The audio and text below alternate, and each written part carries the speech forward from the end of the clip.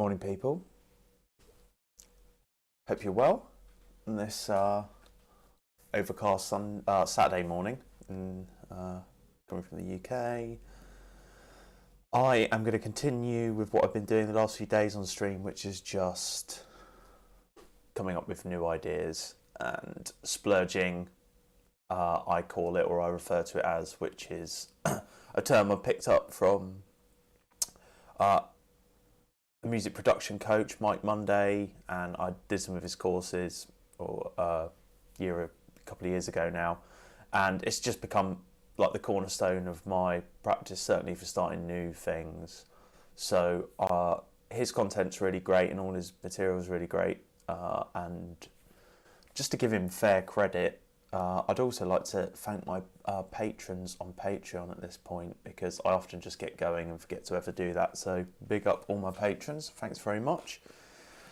Okay, so this morning I was thinking what I might do before I jumped on, and that is I'm just going to use the breaks from the Square Pusher tune, My Red Hot Car, and I'm going to work with those this morning. So I might do a bit of choppage, and then I'm going to dive into just coming up with ideas using the things I've made, using the breaks I've made. So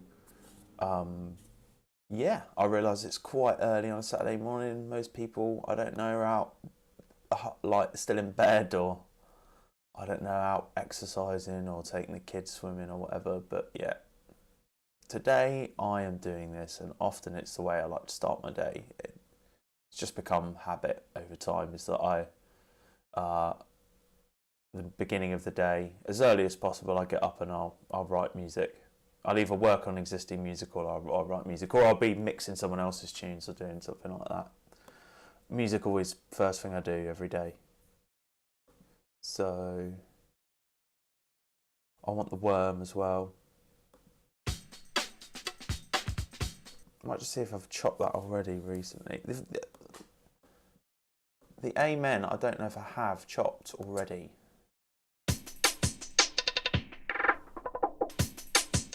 How did I do this then? Let's have a look at this one.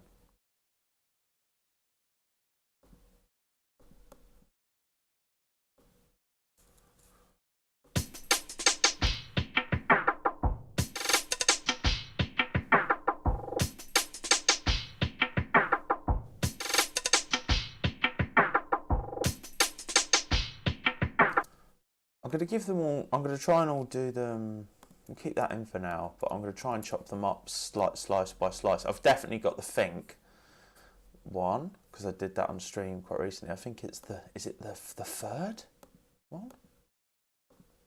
I think it's that one that is in, yeah, because that's got the, starts with James Brown.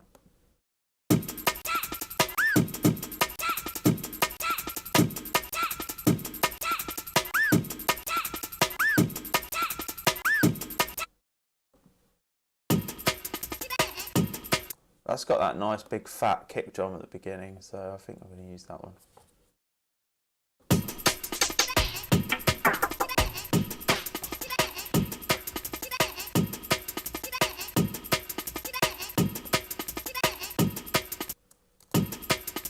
It's got that nice, that's really the heart of it there, and then the too bad bit, I'll probably just cut that off. So I think first of all, I'm going to do some amen processing.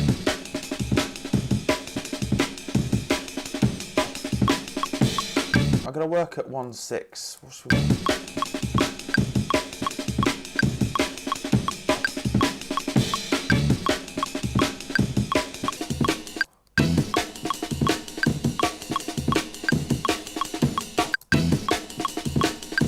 I'm going to go from this kick drum. Let's do this. Let's do this here. Just check that where that sample is. 4. Get rid of that. I'm probably going to put you like here. And we'll do set 1.1 there. I don't want a warp marker. Just plonk that there. Fine, you're going to put a warp marker.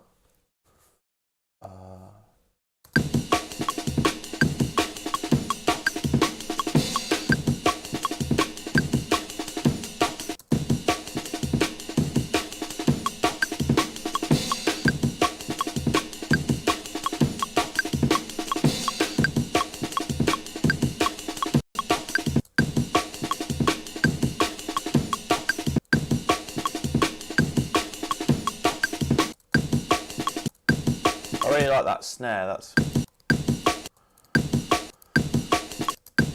cool. Okay. Going to do some processing on this. I'm just going to do the things I nearly always do, which is like, it's the same things all the time. Glue, stick my probably new favourite plugin, certainly worth its weight in gold, the RX 950. And I also might stick it, I also might try and get like a big, juicy,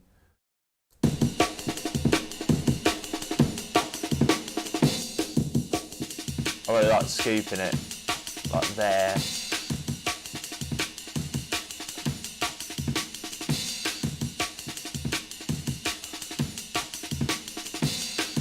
Just bringing back a bit of the woolliness.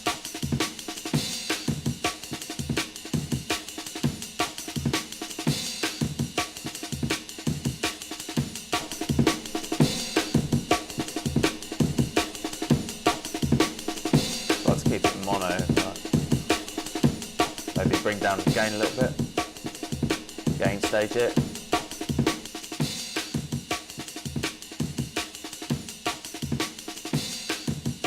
And then where's like the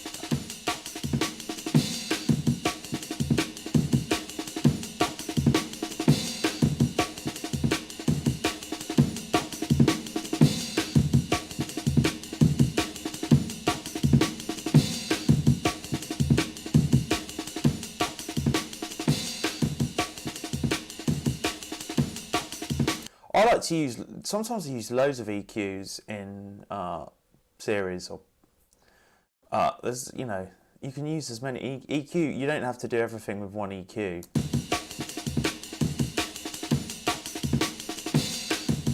Mindful of the gain that's taken off. Make a pop.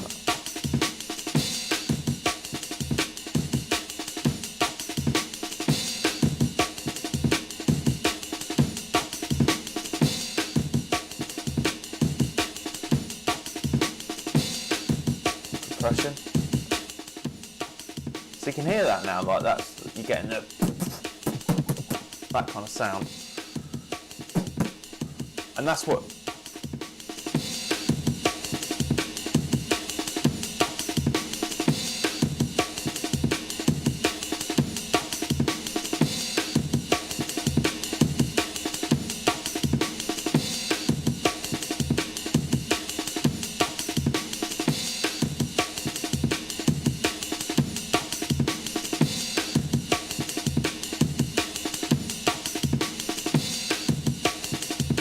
do, like sometimes do a little cut after boost, like.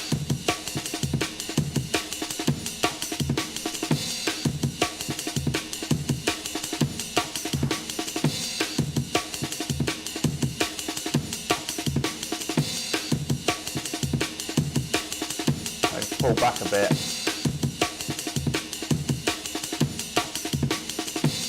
Group those.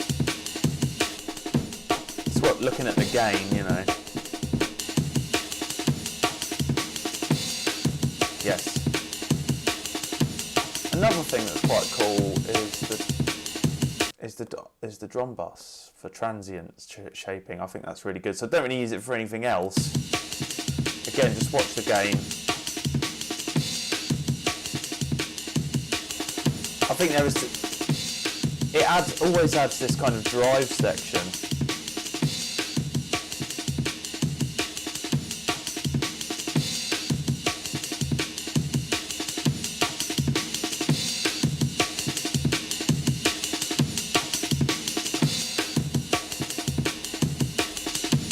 Oh, you can probably dial that back a bit, you know, like.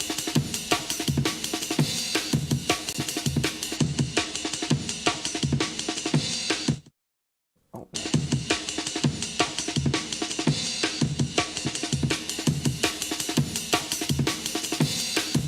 Doing this all by ear, you know.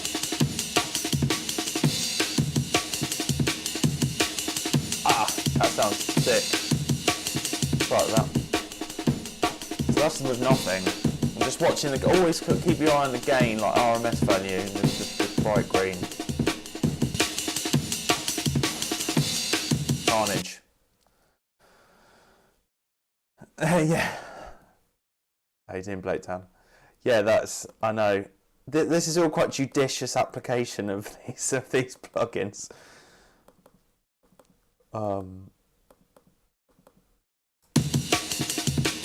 Yeah, that's like, oh, feeling that. Right, I'm going to chop it now. In fact, I'm going to print it. Let's print this. Resample.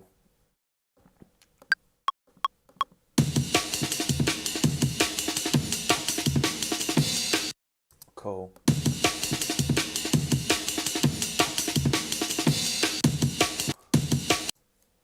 What happened there? What was that?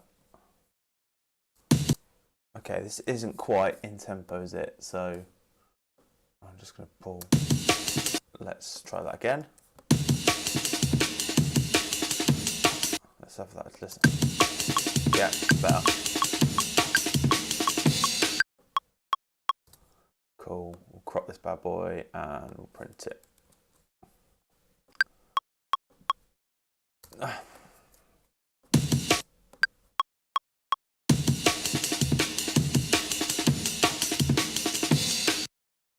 Lovely.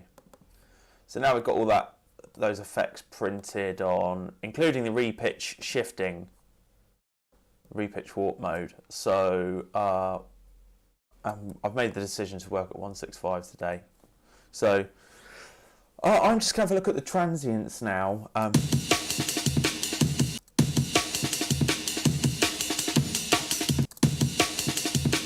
there. So Command-Shift-I, that'll insert just a transient marker for you.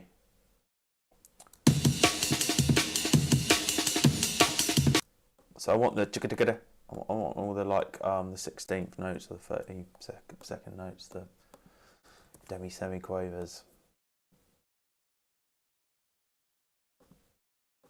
Not worried about you. It's easier to do this now than to try and draw other stuff in. Put one there as well. In fact, let's go a bit tighter on this. So Command-Shift-I, I'm just inserting them where I can see the transients that I probably won't bother with that. Let's put one there as well. Less so about the kicks and stuff. Alright then. Now we can slice the MIDI track. Now what am I going to do here?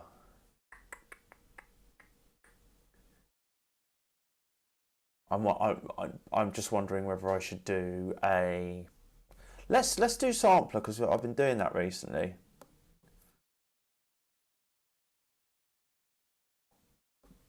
Let's do the volume down a bit now. Let's map some shit to this.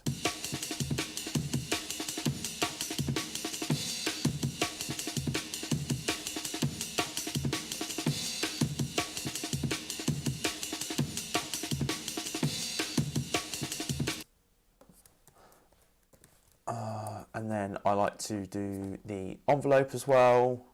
D, S, R, D, S, R. One thing I'd love to see in Ableton is like these macro variations. It would be sick if you could shift between these and you like with some kind of velocity curve set.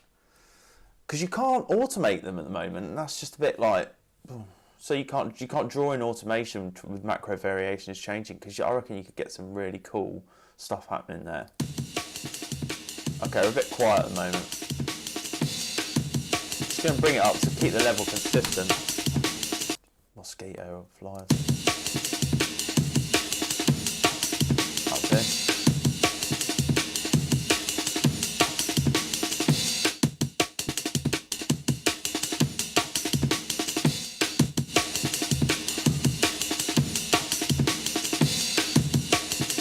Okay. Oh, I really hate when it does that. Fucking, there's nothing there.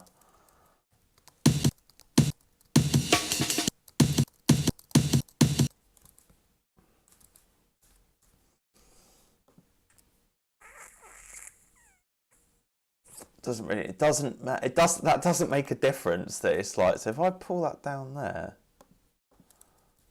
right? Fuck. That's really irritating. I'm gonna do it again. Because what? So why is it doing that there? Because it's setting. You can go. Yeah, you go. That's stupid. Transient sampler. Right, let's do that again.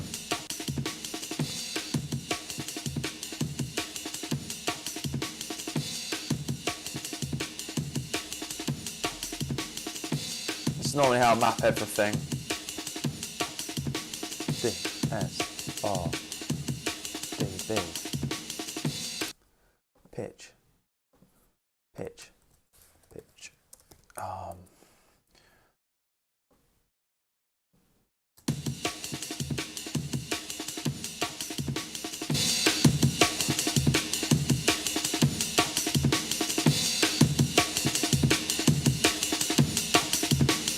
Right, now we've got everything like that.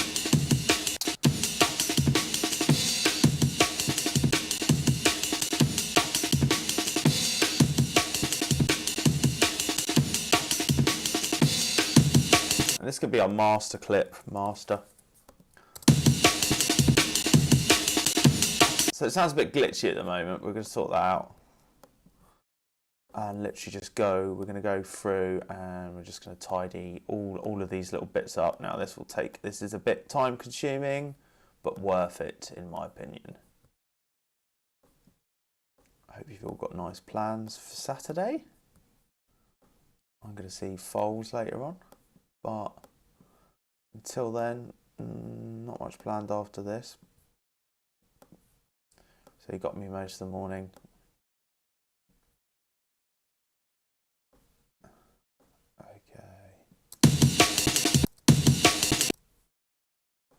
I normally like try kind of line things up by eye to get started, and then listen back and kind of dial in the really. This is.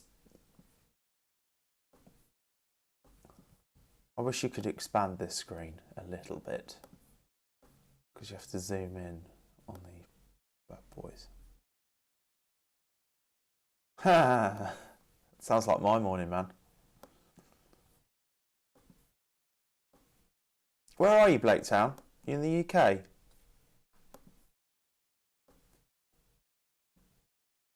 think it might just be me and you on now, bruv.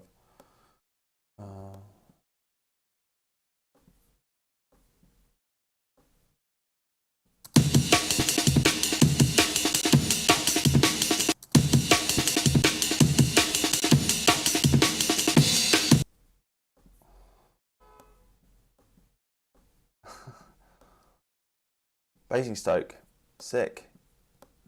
God, I don't know if I've ever been there. Cultural backwater, Basingstoke.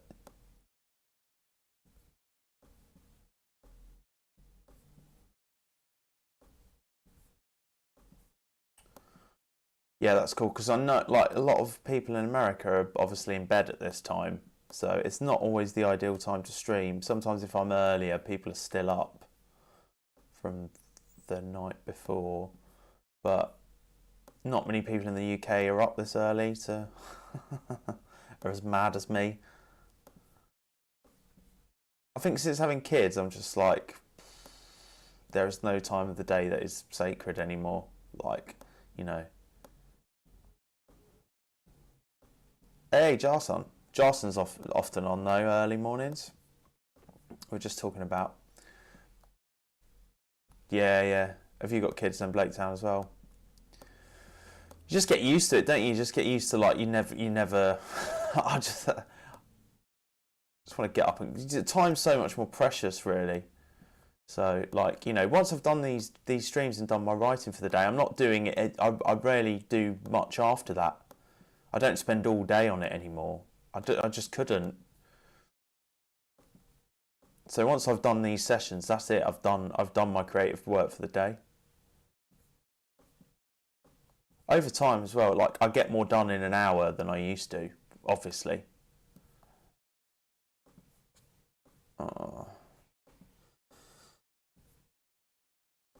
I know that Jarson's in London, south, I think. Basingstoke. What county is Basingstoke? I'll look it up in a sec.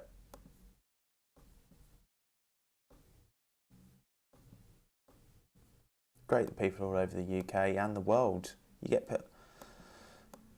had people contacting me from like Pakistan and stuff like that talking about jungle. It's mad.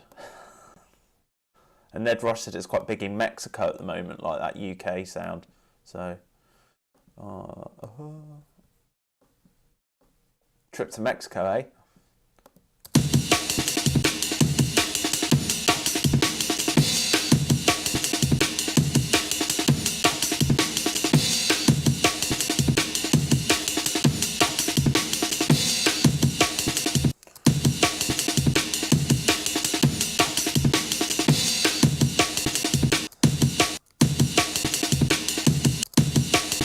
That first little chakra sound a bit weird.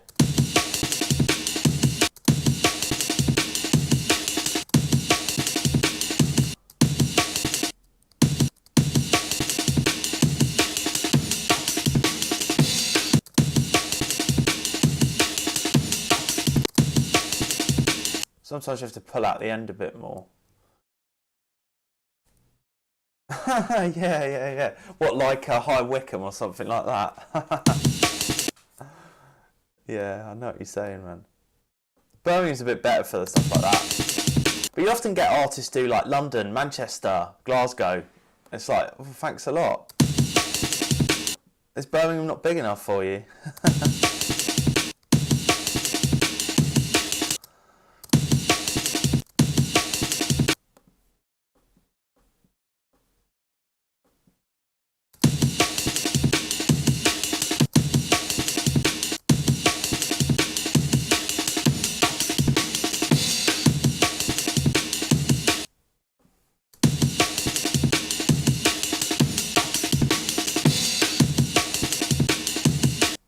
Where's that snare?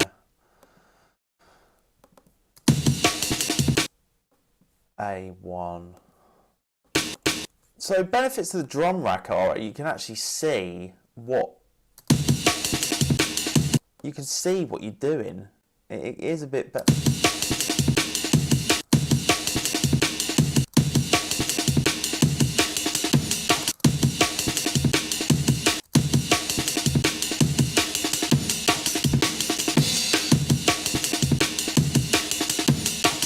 I think I could certainly work with that, to be honest. Like, but what have we got on samples? We've got the cool, like, little release modes, haven't we? Although that, look at that, that's annoying. That's because I've adjusted the start point. Link, no.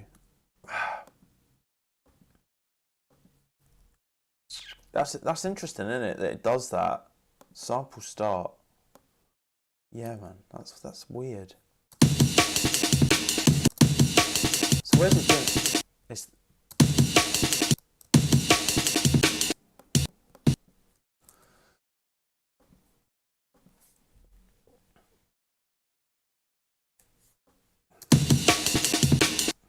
this is me trying to be clever. But you can just ignore these parts, you know. You don't have to use the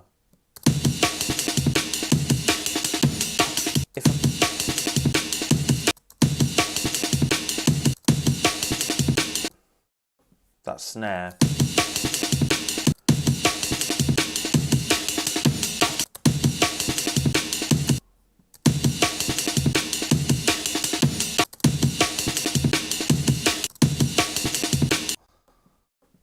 Sometimes it can help, so like you can just pull it out so they overlap a bit.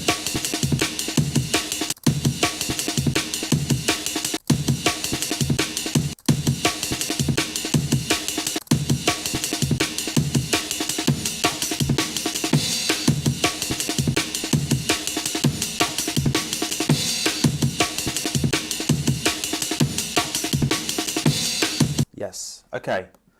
That feels good enough. Good enough to work with. Let's delete these ones.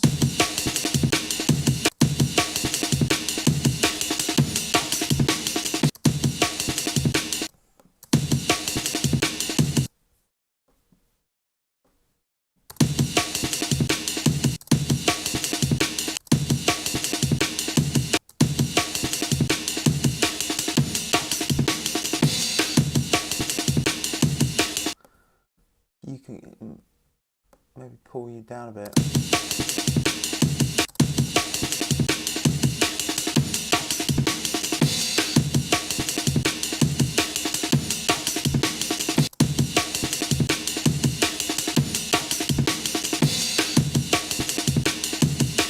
All right, we'll work with that, yeah.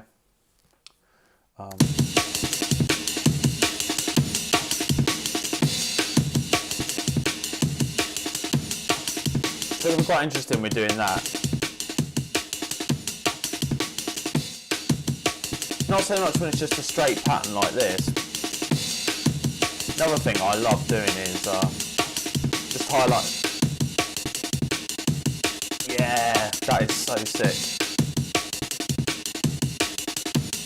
I mean, it's sick when you like do it with a bit of let's do some patterns then. Yeah, let's get some patterns rolling.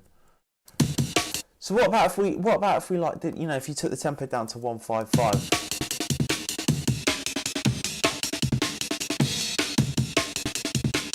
And let's put some swing on this. Just I want to hear what this is like. Yeah.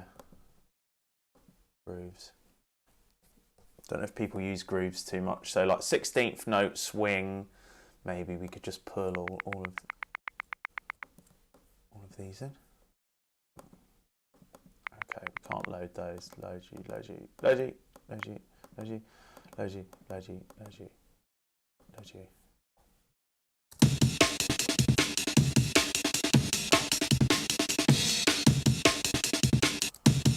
I love that staccato sound. That just like does it for me.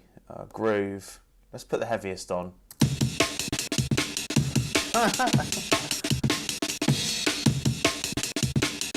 Sick. See, as soon as you speed it up a bit,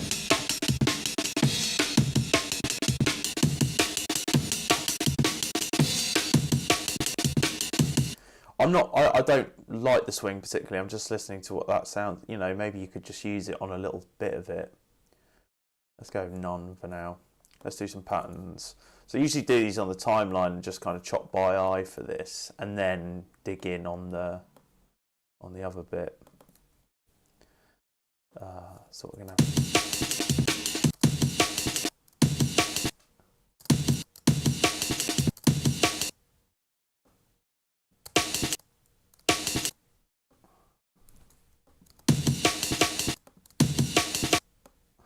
Flip it up.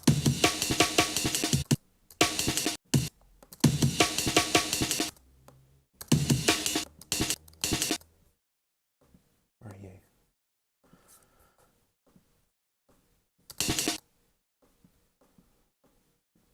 We can always switch that out for another hi-hat.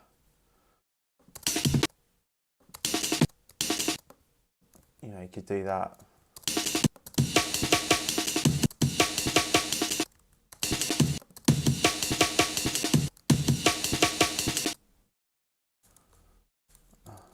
Let's just keep this work with what we got. I can keep tidying it up a bit if I need to.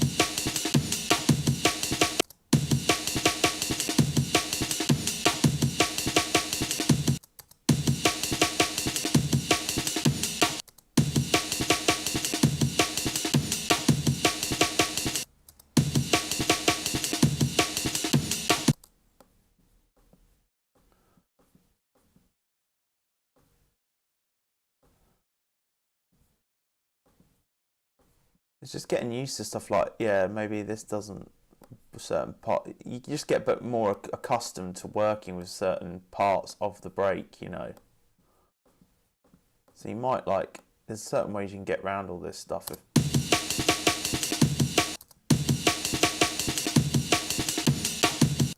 Like maybe stretching this out.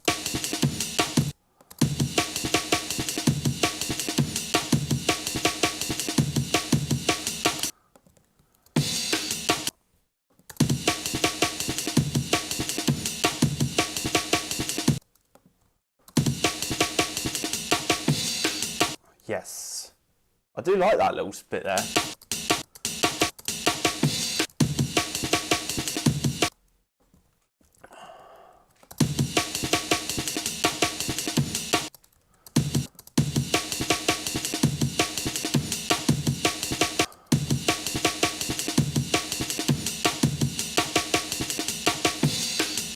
Yes, that is cool. God, it never gets boring, really. Or maybe it does, and I just don't.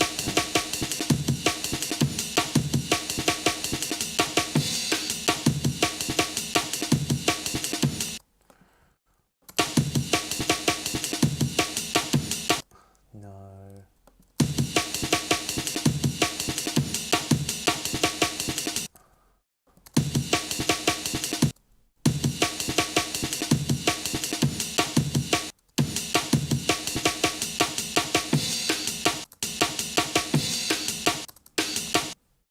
So I like to do the kind of broad stroke business first, and then dial in on all the other little bits.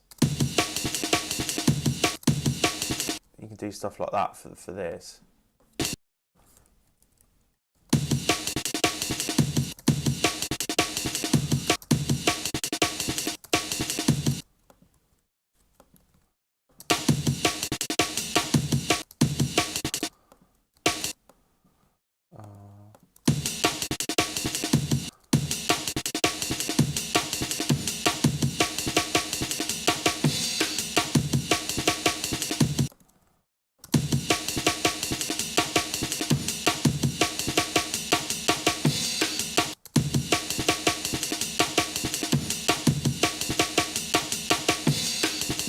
Yeah, maybe for you can combine that, go in, shorten it. Yep, yes please. Okay, now we've got what, like a 16 bar loop there, just from Command J, go in, loop that. I think I'll put these on Patreon as well, these, whatever I do. I mean, I'm already quite far in now, what, half an hour in, and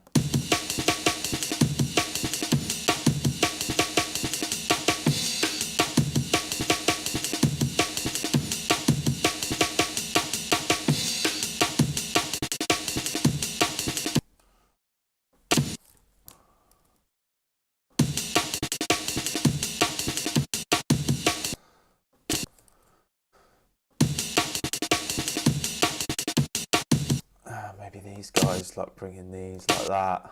That could be cool. Could be terrible. You never know, really. Could be the worst thing you've ever done. Ah, yeah, that's sick. Like that. Yes, please.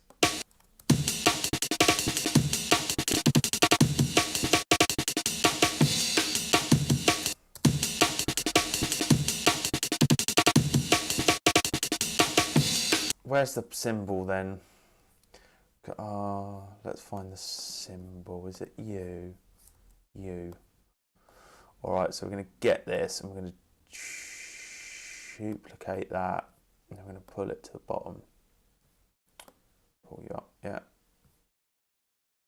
Can you rename this?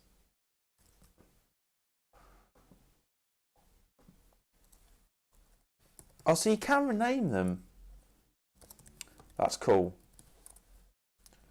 Hey Baldwin, you still up? Is this the stuff you was working on yesterday? Jocelyn, it's not. I've kind of thought like I would, but I'm really feeling a bit of an amen rinse out again. Yeah, I probably won't listen back to those tracks until next week, and I'll probably do it on stream so we can all hear them back next week.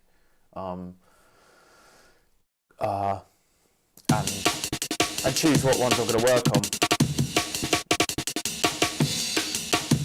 So we've now got a stretch symbol.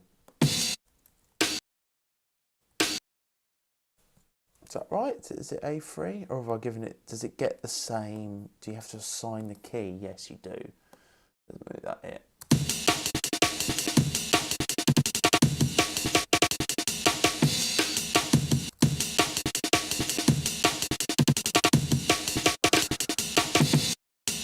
That should reverse them. Yeah! Let's do one with that kick. Okay, as well. You know, duplicate you.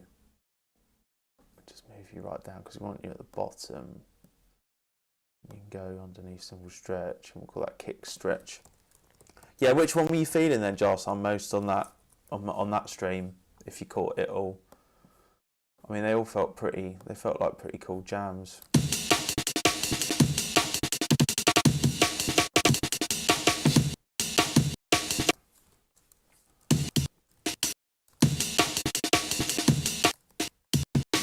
Where is it?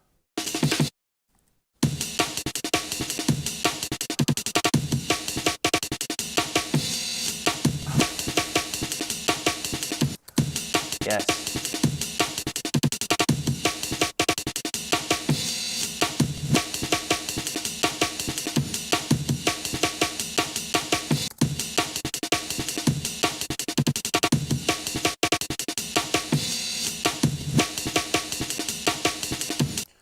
Where's that snare? Just do the same with a snare.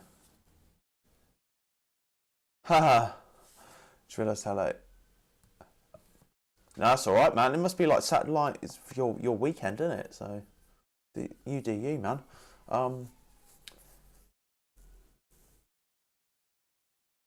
Yeah, I think it's over time. I've just got, you know, chipping away at it every day. You do get things sorted. Takes time though. I like if you are doing that, like I would suggest just try and do every day. Try and organize one set of things, you know, and don't worry. Like don't set you know, small little goals are the best way to do it. None of these are stretch actually. I don't know why I'm calling they're just reverse. But yeah, that's the way I kind of sorted mine out over time. Was just like I'm not gonna be harsh on myself. I'm just gonna do one a day, but like this kind of thing that I'm doing now. I'm just gonna do this before I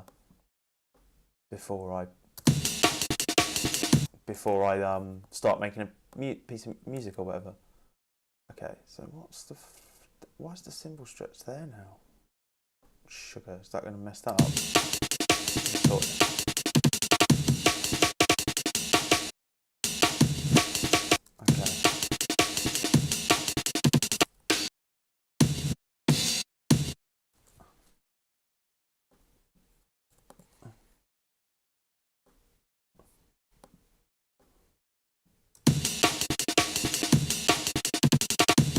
Yeah, fair enough, man.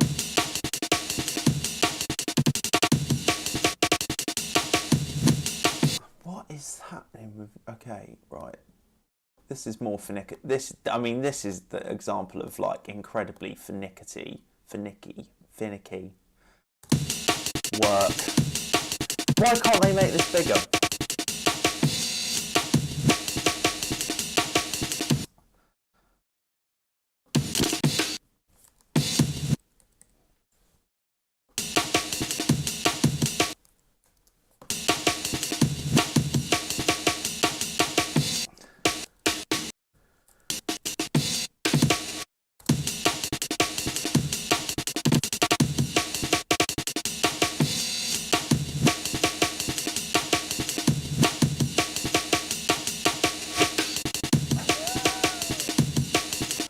Oh my god, yeah.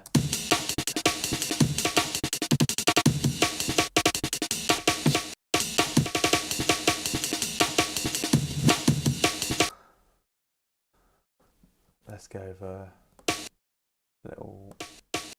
Maybe we could do a pitch roll on this as well, because we've got the pitch mapped, haven't we, on our little thing here.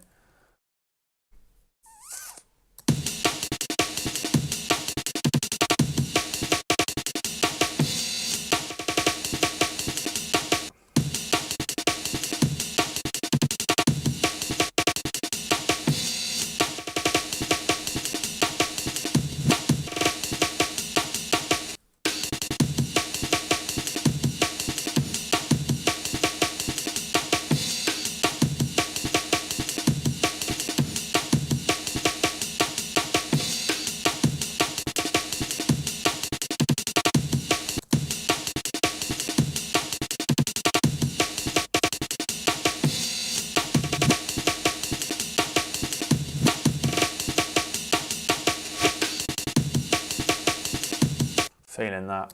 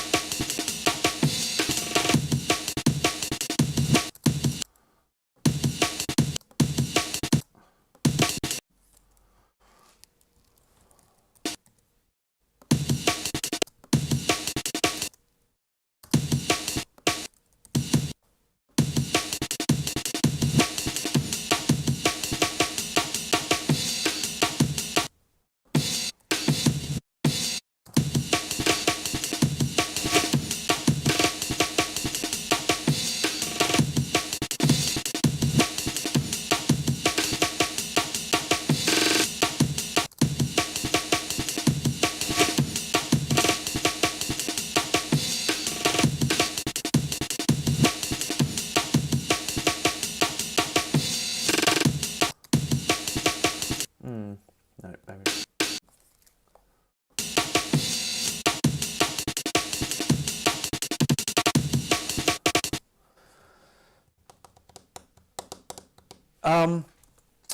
Baldwin, yeah, good question. I wanted to explore, like, because you have got the LFO options, the more advanced LFO options in sampler. That is what has drawn me to this at the moment. Yeah, good. It's a good question though, and also I do like to just switch things up like constantly because, you know, like silly stuff like this, or well, you know, all the kind of.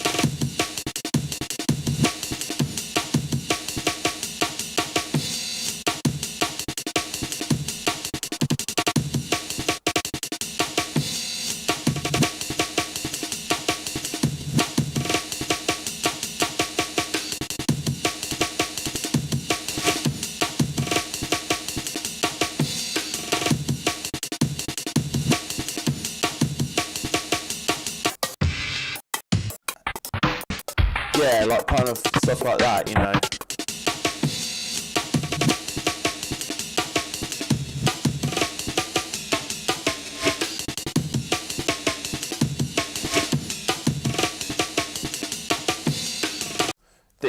You can do that in simpler, but yeah, definitely I kind of wanted to explore a bit more doing them in sampler, particularly because you can do these cool. I mean, really, like I think the golden, or like the Goldilocks zone is kind of a mix of both, really, and like using. I have like fantasies about multiple different, and often I do like just use things that have been chopped in multiple ways.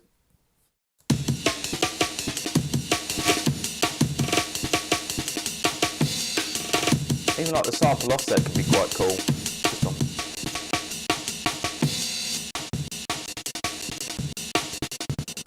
Could be a cool weird effect, you know.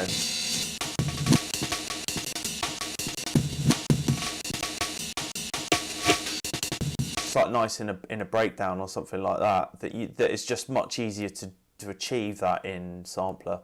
And also, like, yeah, you do, like, there comes a point where you're just like, I feel, you get these ideas and you're not sure what the result's going to be, right? So you're not like, I think, like, and This is what Ned Rush and I were talking about the other night. It's like you're like, oh, I wonder what would happen if I do that, you know, like, and you're not necessarily, you don't always have a sound in mind you're after. It's more just exploring the area that. Another thing I'm kind of like at the moment is like effects on things, you know.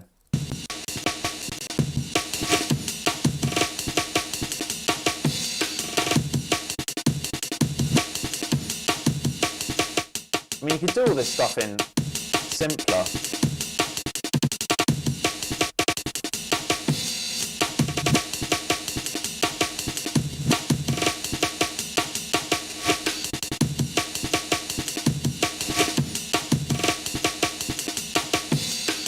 But I think it was things like the loop length stuff you can do and the glitch out business.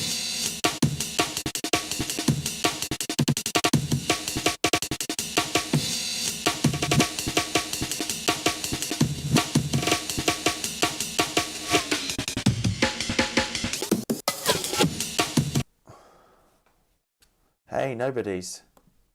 Thanks for the pledge on Patreon, by the way.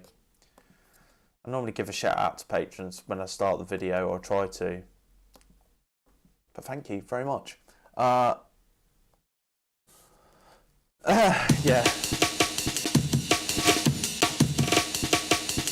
Yeah, so Baldwin, I'm not sure yet. I'm not entirely sure. Yeah, cheers, man. Appreciate it. I'm not entirely sure where it's going. But it's really cool for these like little reverse sounds that you can have going. You could achieve all this in drum rack for sure. Even the pitch envelope stuff, you know.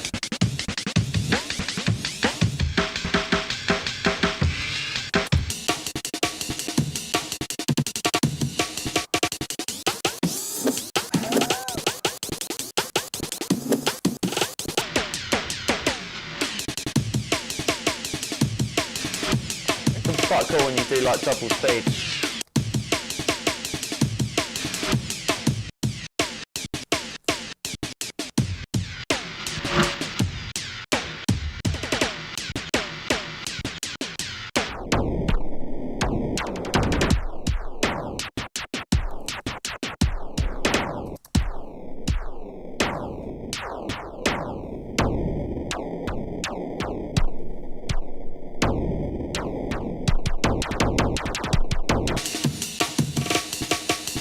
So there's just kind of more modulation to explore in sampler, I think.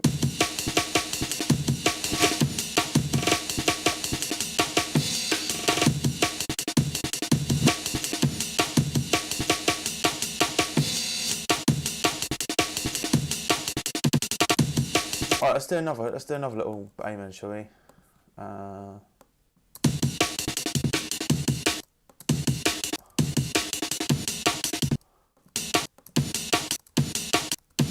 Let's go on this boy, yeah? Everyone likes this part.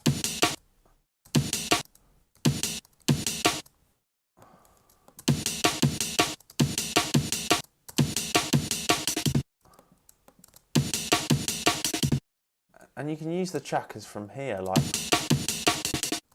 which just with our hi-hats, you know, or we could even use the snare. But it's quite a spanky snare.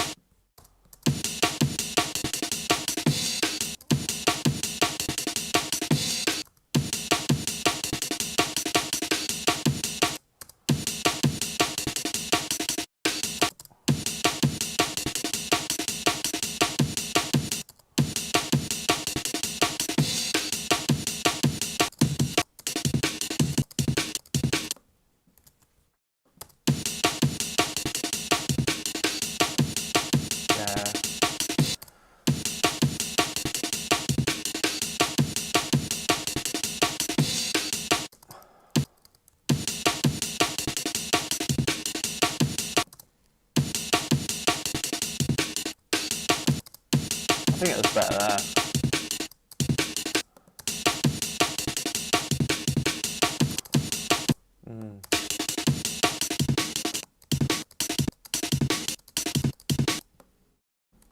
About you. What we're trying to do here, let me.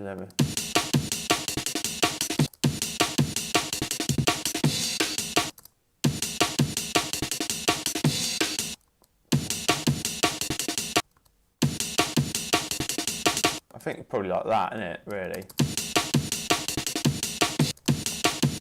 Maybe give you like carry you on.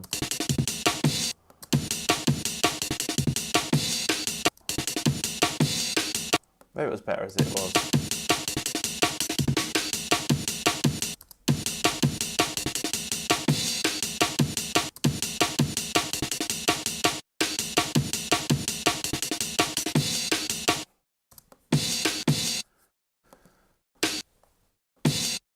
Once I've got the initial thing down, you know, that I kind of want to achieve.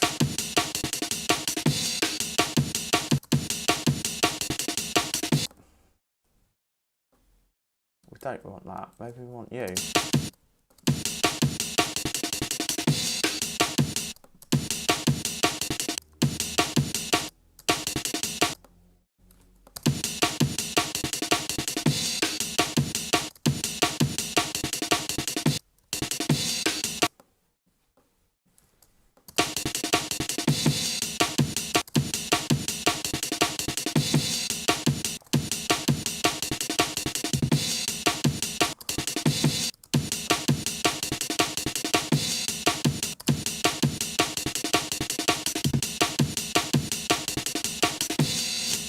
Yeah, okay, go.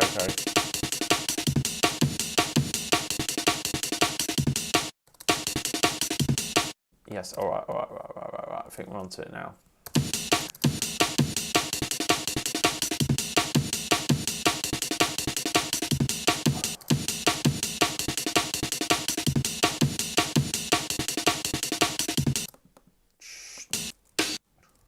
Let's go, let's put you, let's do like a where's that then?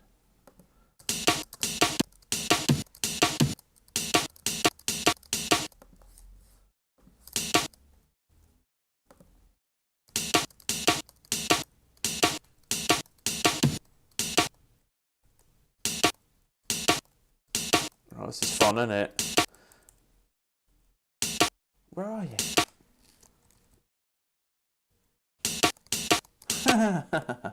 God.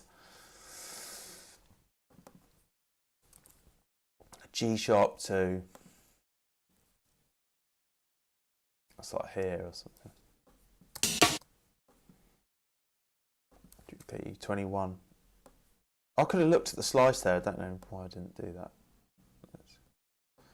You right there. I'm going to do like a reverse symbol thing. What happens if we do that?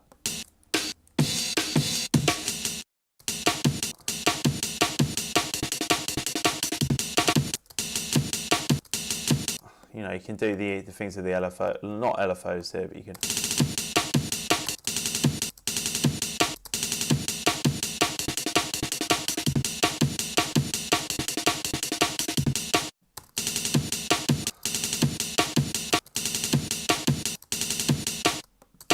Okay, where's that snare then? Have we got?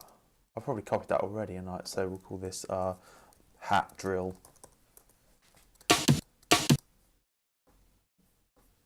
I think I've done. So I'm going to duplicate this now. I'm going to do a little snare drill thing here.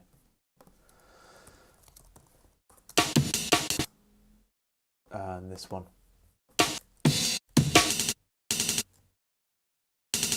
Yeah, I want on C4.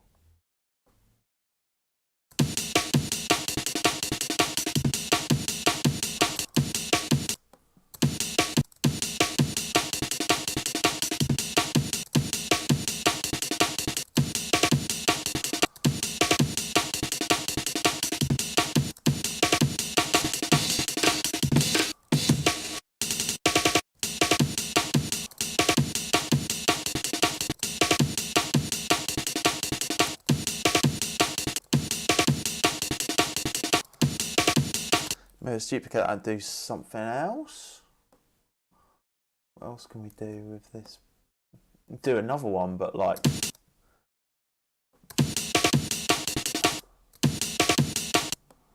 a view.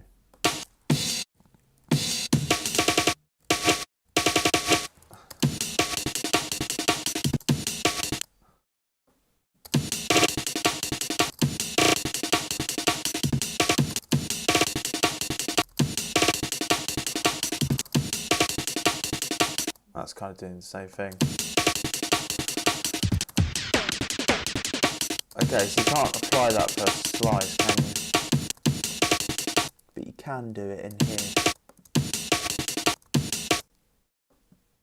You can change the pitch of this. Here, somewhere. Here? What do we change? Is it just detune?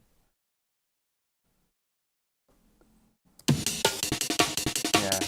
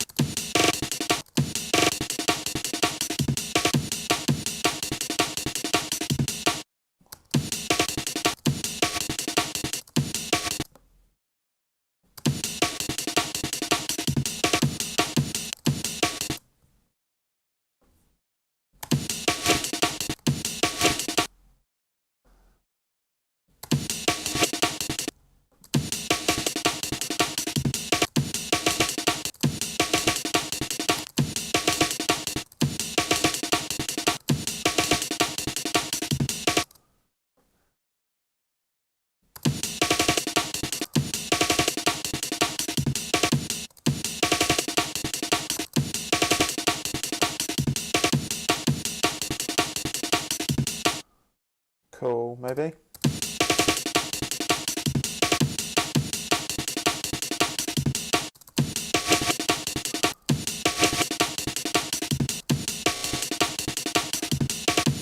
Granular stuff in there.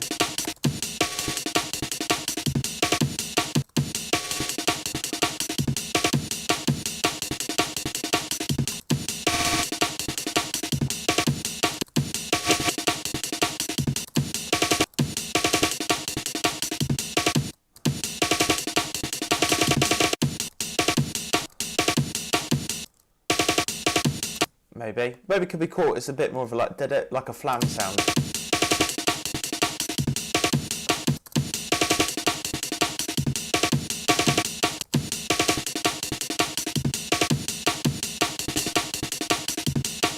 Let's really drill this out.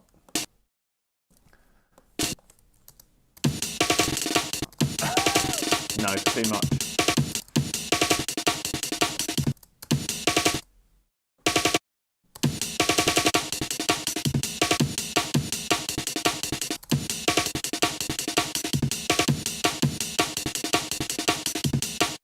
All right, let's.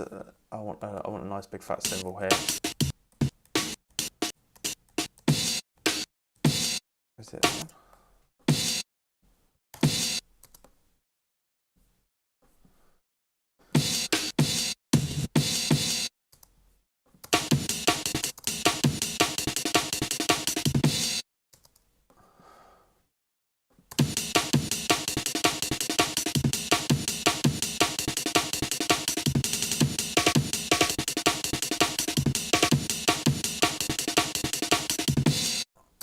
Yeah, alright, I'll have that. And let's duplicate that, do something else in this one. Why don't we combine these and we can stretch this cymbal out a bit. Like to here.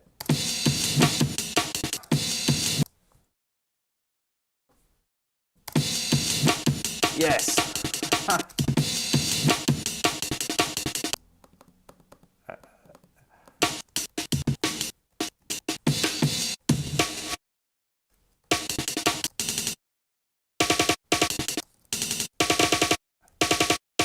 They're both the same, bloody hell.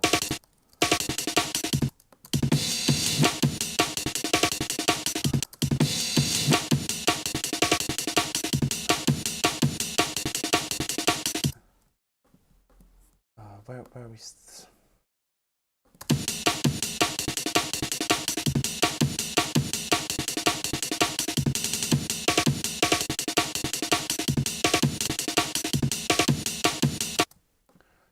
Here's.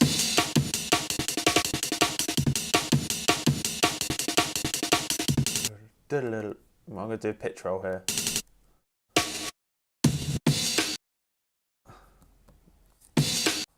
This is quite a cool one to do a pitch roll with.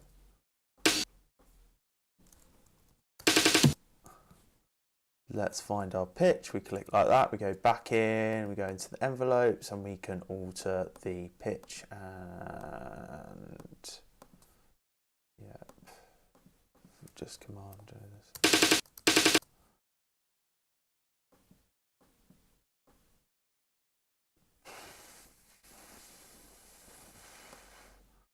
So this is something I don't understand where it does this. I don't want it to be blue. I don't want it to be MIDI control, I want it to be instrument rack, and I don't really understand why that happens.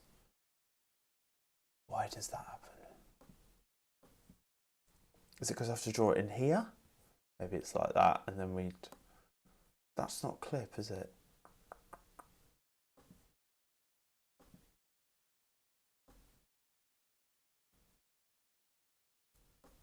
Alright then. We'll take you over here then. We'll draw it in here. Okay.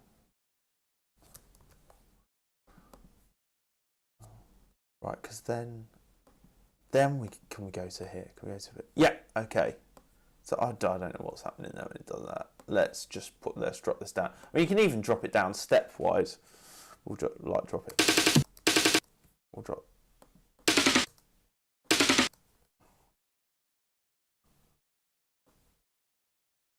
We'll drop it down like that.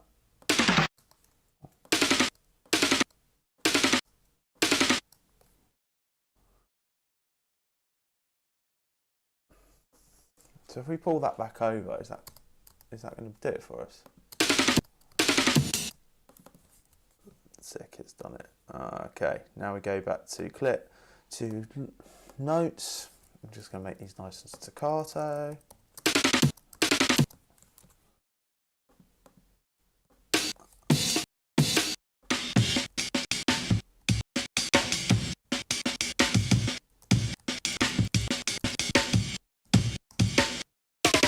I like that snare.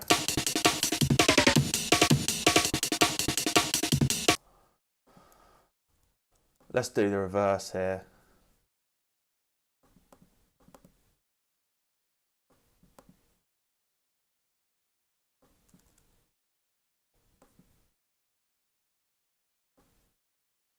It's going to go up.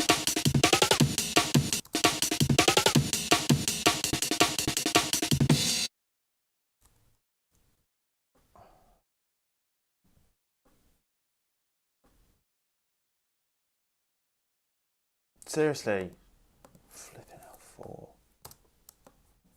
Like tracker style.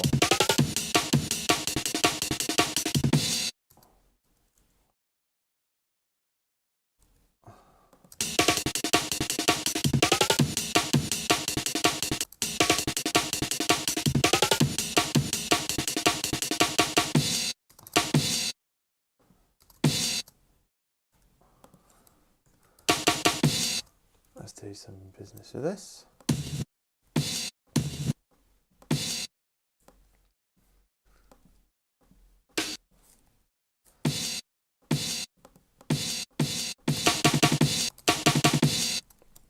Hello, that sounds good.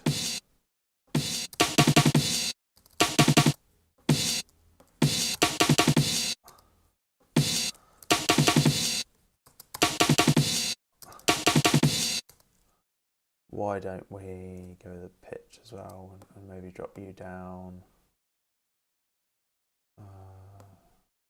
Let's just draw a thing like that and then we can pull it up. Mate, 12. That'd be like repitching it. down.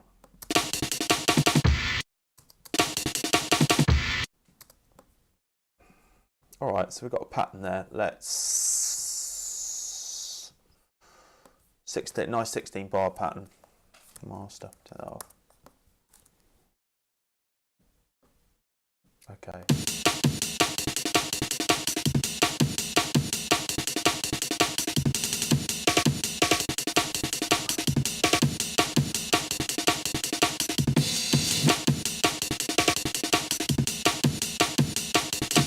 Make you legato. So now I'm just going through adding in extra embellishments. No, extra embellishments. Why I can't? I'm still getting used to this bloody view of his notes. Legato.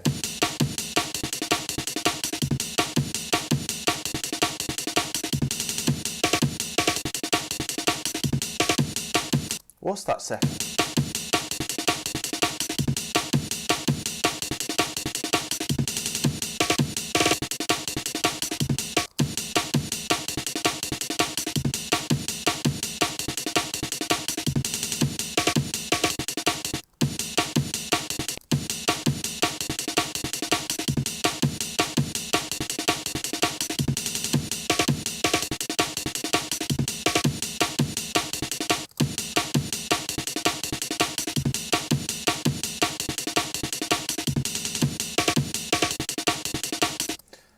Sorry, nobody's just checking in on the comments. Yeah, I know, Baldwin. Yeah, same here, man. It's a good way to start, like getting into the creative flow. Like the key is to not stop after this bit. I think I missed this moment. How did we capture this MIDI? So yes, no, you're right. What I did was I pulled in a break. Nobody's. I pulled in an amen. I did some processing on that. I printed it. I then chopped it hit by hit, and I went through.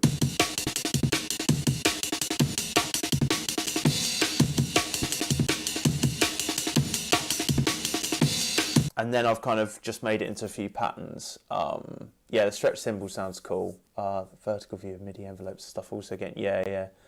Amazing to see how you do it. Usually it's hard to find pages. Yeah.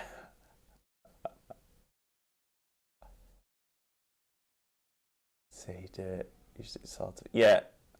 So I'd say just over time I've got quicker. All this has got quicker for me. Nobody. So practice is the key, really. Because I kind of like, I'm here, I know the bit, like even stuff like just taking this master clip and pulling it here, I immediately know where the bits are that I like and use all the time, like that. That is like such a kit, I know I can make a quick thing from that. Like, you know, you can make it, like I could immediately get rid of this and know that I've... So...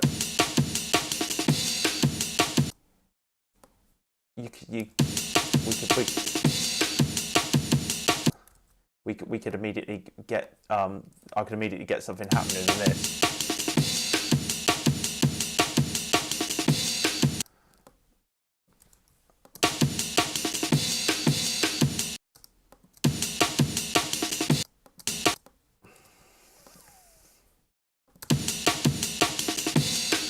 And also like things like the normally I wouldn't like it took me a while to build up the patience. I know where all these little bits are that I like, you know, like these hi-hats work better.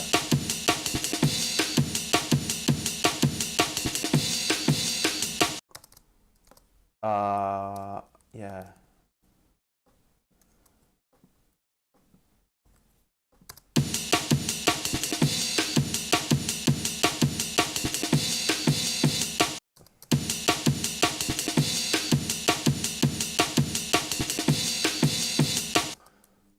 I mean, even in that bit, you've got, we can just take this and do that little cool, like the symbol you liked.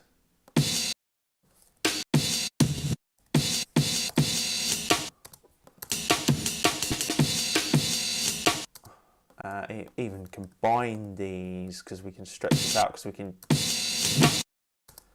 that's really cool.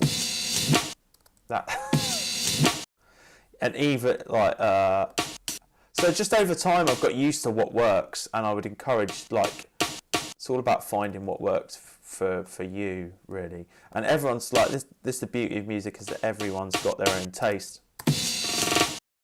Stuff like that, you know. I kind of almost know what that's going to sound like.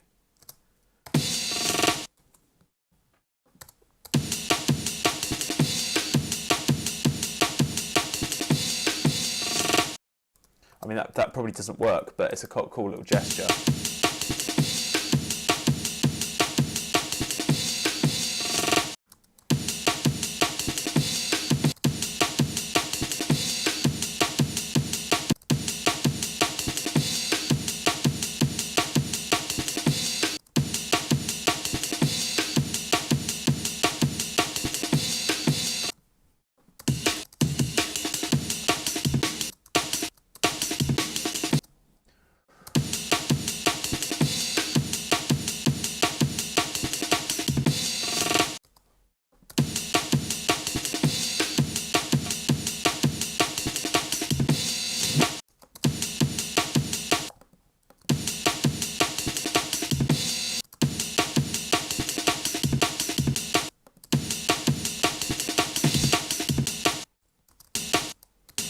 Yeah, and there we kind of have a basis for a pattern. Even.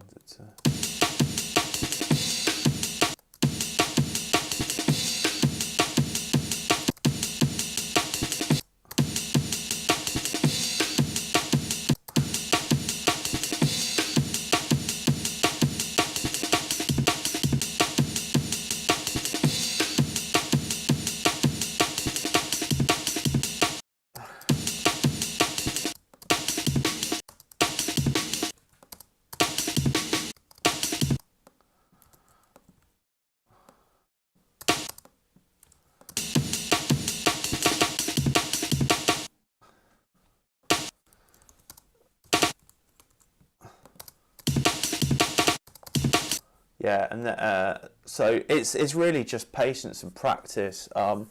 Baldwin, tracker style refers to having the beat run as long as the MIDI note is active instead of chopping the beat up and reconstructing it multiple MIDI notes. Correct. I think so the way I kind of think about like trackers having watching them having used renoise a bit and stuff is that really, if you think about Ableton, this is like a tracker, or it can be. You know, you could set these scenes to run at tracker speed, like every 8 bars they move forward and they go down. The linear motion for us is a cross. Sorry, the vertical motion that you see in a tracker where it's all running up or down like that. That's happening this way for us in Ableton, across here. And so that's and you have the same controls within within the sampler as you do within renoise, including like re-trigger and reverse and all that business. And sometimes in a tracker you can use that. It uses like hexadecimal language, doesn't it, as to where you can put the points that you chop the break with. So that is just a bit like having the transient markers in these things. You know, this is like hexadecimal, really. It's just that you have to set it with an arrow, whereas in a tracker, you write it, you type it like 01A or whatever it is. So to me, it's kind of like they do the same things, they're just laid out differently. And I actually think like more of the jungle sound comes from like things like the Akai samplers and stuff, you know. And of course, you can use trackers to do those kind of pitch rolls.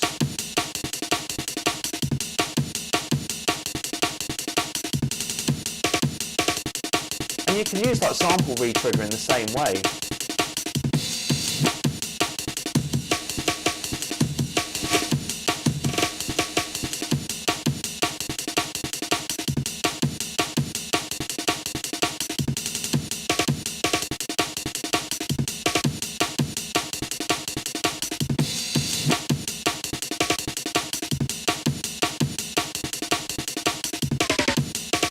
Like those pitch rolls, that's kind of like what trackers are known for, I think, really. But for me, you can the sampler does the same thing as a tracker, it's just laid out differently. And that's kind of like, just, I guess it's more of a like an archetype of the genre, is that they would have been, you could easily draw these pitch rolls in on a tracker, or these sounds like that, you know. Let's see if we can get something like that happening in here.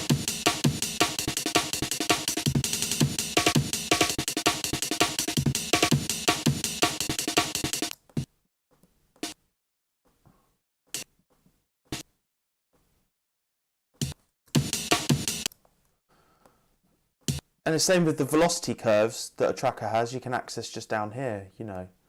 It's just laid out to like, and one of my favourite things to do with any musical equipment is see how I can connect it to other things, because often everything does the same thing, just looks different.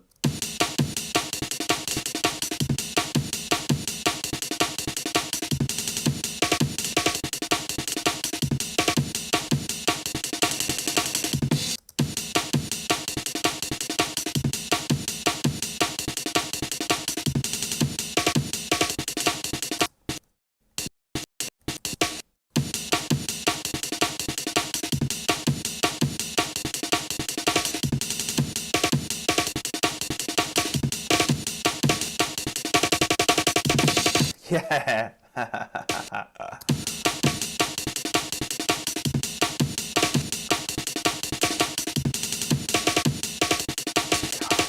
Don't do it like that.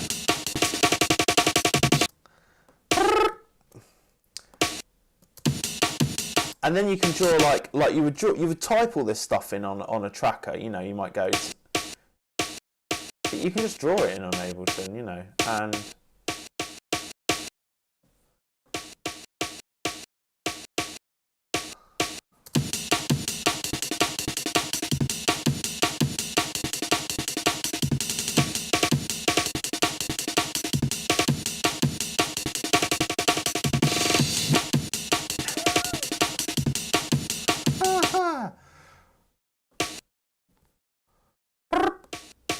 this is like what Sully does and stuff like this, is that kind of sound.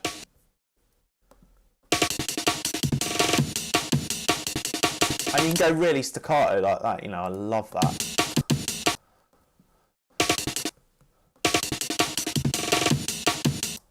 Maybe too staccato there. I often go right in, you know, because it does make a difference, even just.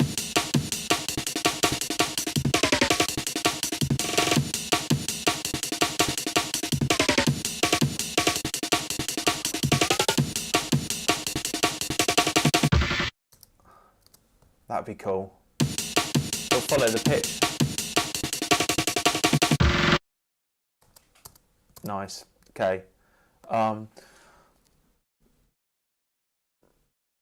you using zones in Sampler? Is that correct? So in Sampler, yeah, like in the zone area, I've got the break chopped in across the keys. So each hit has a key. So I've got my keyboard here, my MIDI keyboard, and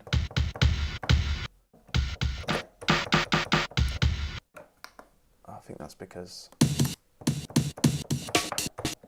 but it's just hit by hit. So you might see, if you watch any Pete Callan videos, he's like boom boom chat chat when he's playing a key, because it will be a portion of the break that's been pitched up and put in the sampler. That's the best, my favourite snare.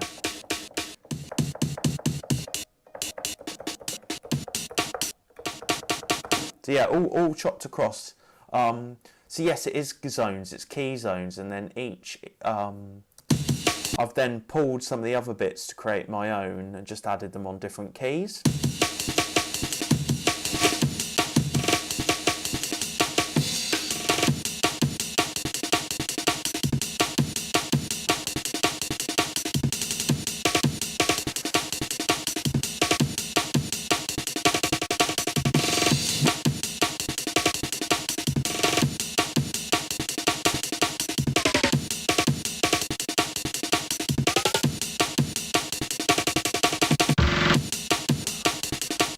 Yes, that is rinsing.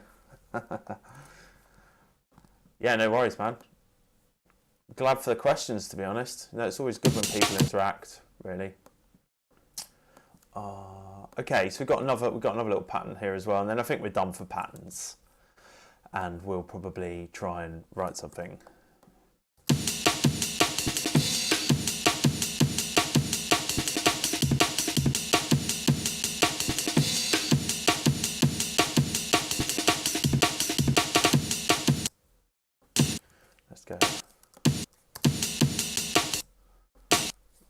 get us a little snare.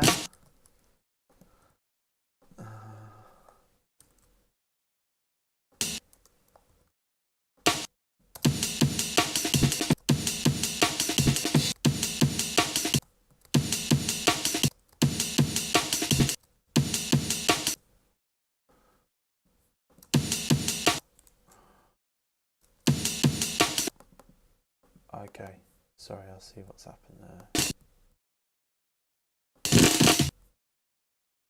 No, I don't want that.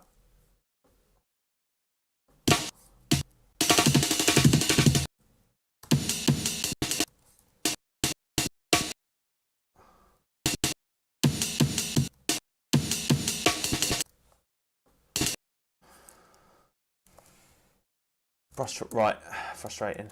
Let's copy this over, master. Sometimes just put it here so I can just copy bits over like in another MIDI clip.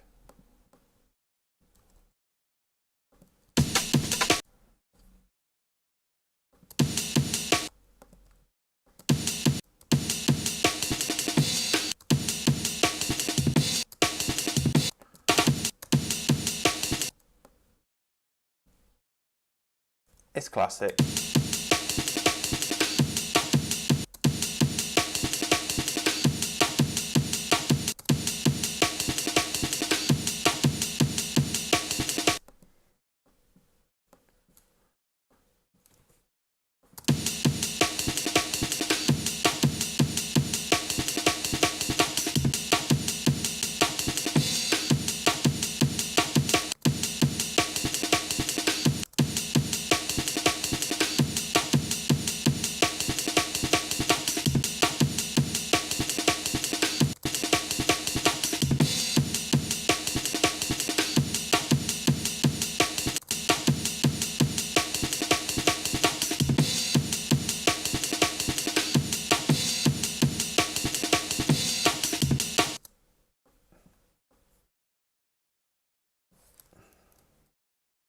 Alright, so we've got some nice little patterns happening in here, and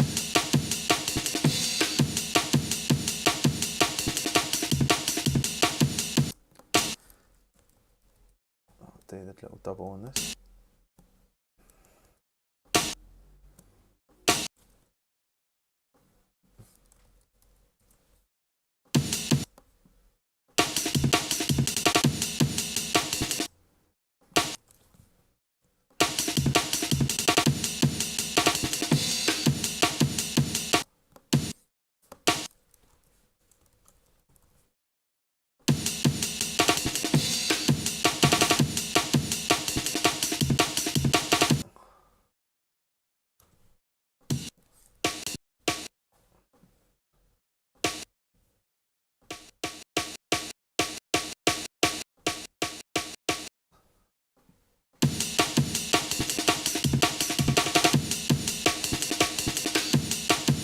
Let's do it.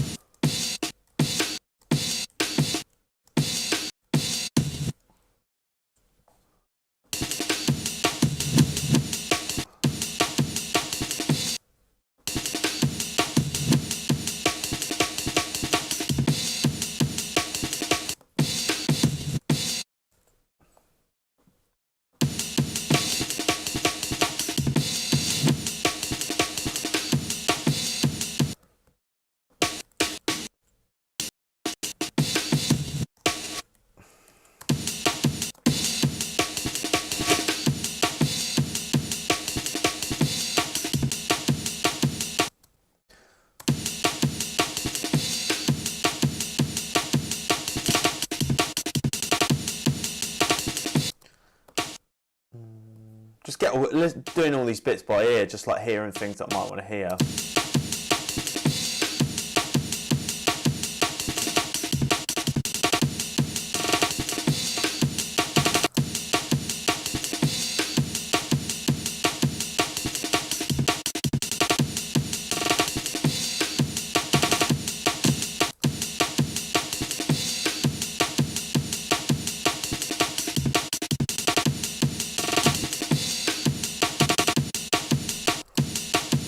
Kind of like, yeah, just lots of stopping and starting.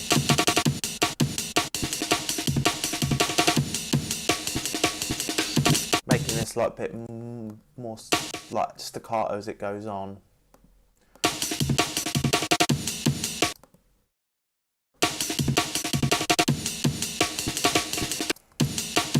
Even just like that.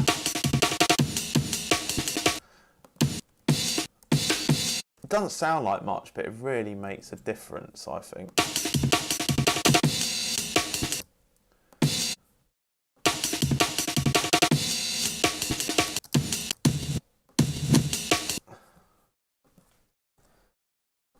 Reverse, I've got to reverse it.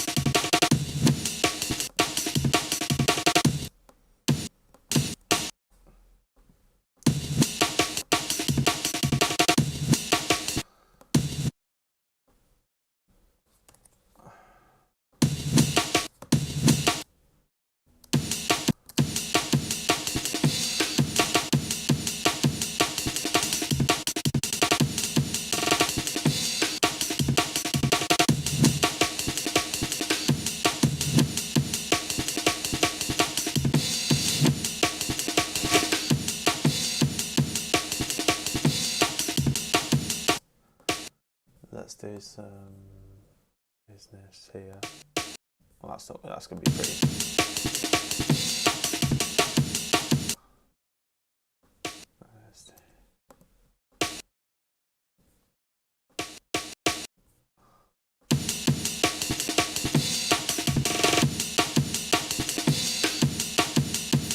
All right, cool. So we've got some nice amens there. I'm going to save that AW amen break. In fact, I'm just going to put amen and the date 2204. What's the date? 23rd.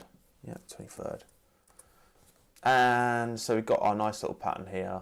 And I'm going to go to my user library, my presets, and I'm going to put it in here. There we go. And that's my nice pattern. Nobody's quite an abstract question. Imagine we have chopped a break and it's mixing stage. Would you consider layering drum hits, percussion during?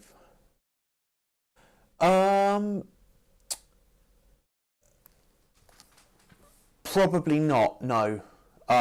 This like the way I kind of like. If the genre was more like modern drum and bass sound, then certainly for like more of a like or authentic sound or whatever that means, then really the breakbeat is everything, and it's really how it interacts with the bass line, you know, and kind of so that is already taking up a lot of space. Like if that comes on a dance floor, just that break alone.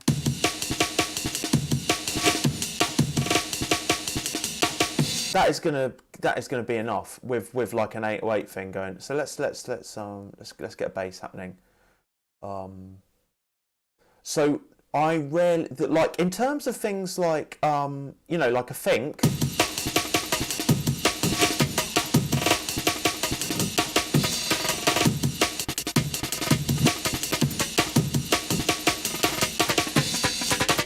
Then that would be the layering that I'd think about, was layering maybe another breakbeat. But yeah, so they definitely, it does sound like they have like maybe an 808 or something underneath it.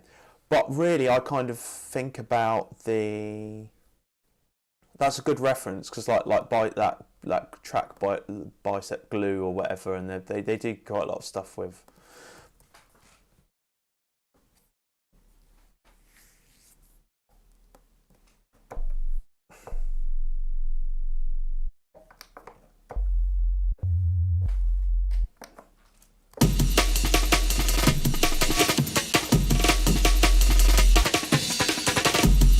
Because once you get that underneath it, really, then you've got the kick of the amen kind of acts like the bass line, like the top of the kick for me.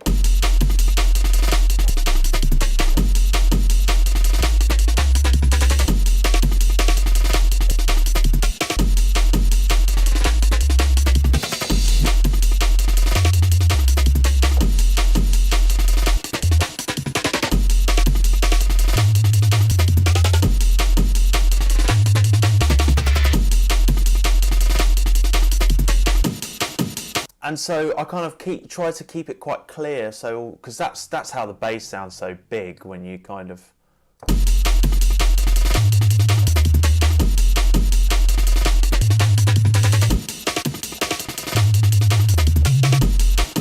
And then really I would think about layering in terms of addition of other breakbeats happening on top.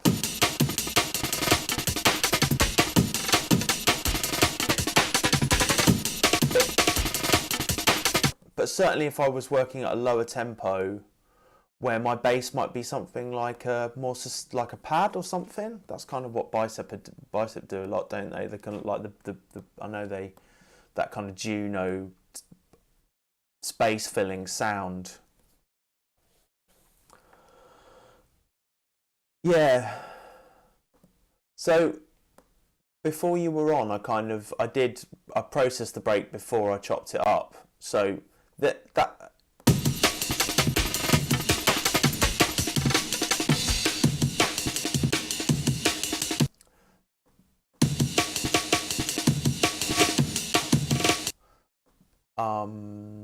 and before it sounded like, let me find what it was like. Sorry, my monitor's gone blank. Flipping. It's a crap old monitor, this. Mate, come on. What are you doing?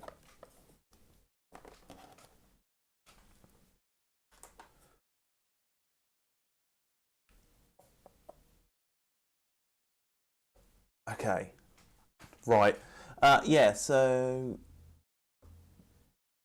I think this is what it was like before.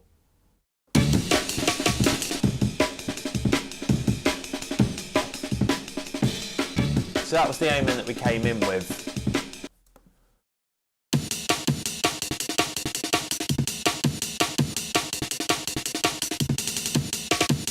And so you might look, you know, like you could layer this up with something like an 808 or something.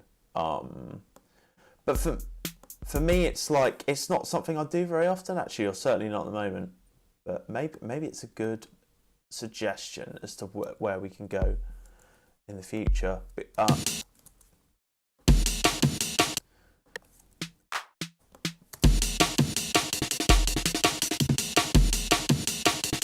And so you might do that to get more of a low like thing there, but then I find that as soon as you start like adding maybe bass parts in,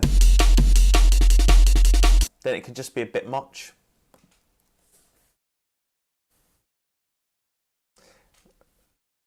Thank you, Flamey. I think will you buy me one?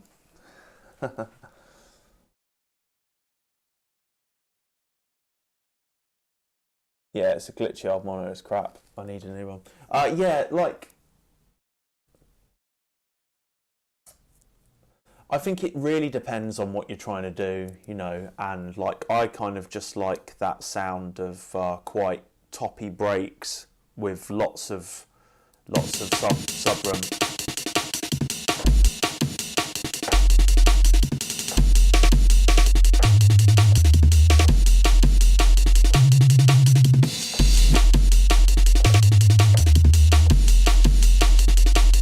Because then that would just like absolutely sing on a club system.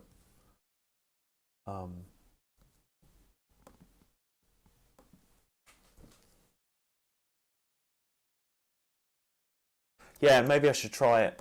But like, I liked. I guess it's like I like that kind of. I like the 808s to be the bass line. You know, 600 sub gift. Yeah, yes, please. like kind of the. Obviously, we'll.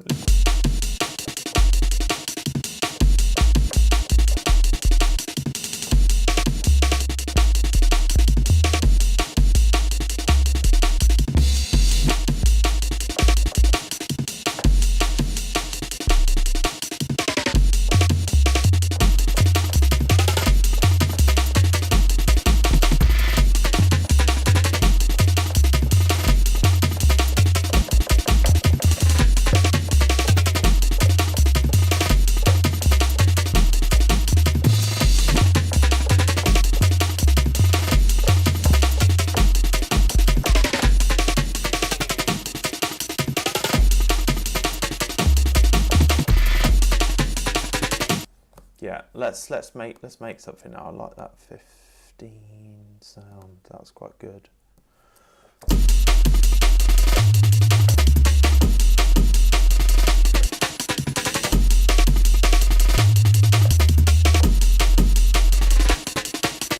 Just go. That sounds cool, doesn't it?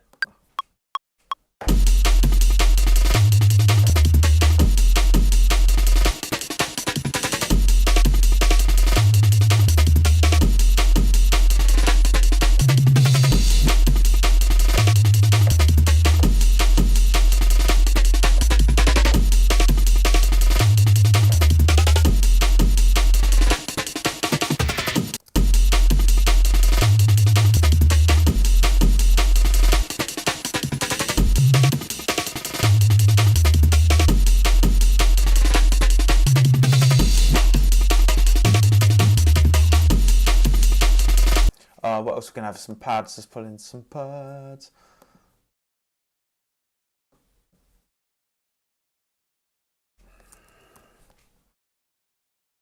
BF Baby Tongue, a cult pad.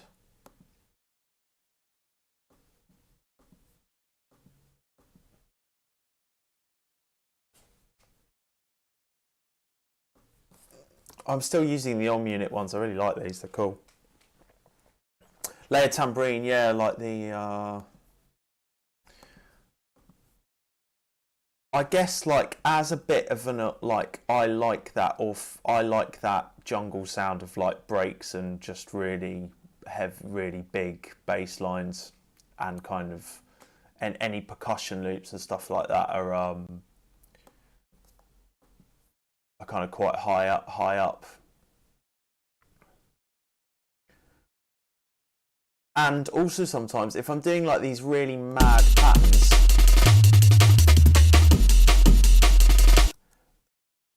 I find like a drum machine can maybe lock the groove too much, and really I like things following those breaks, you know.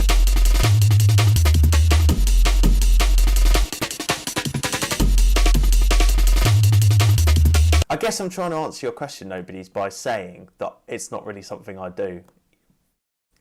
If I should just be honest about it.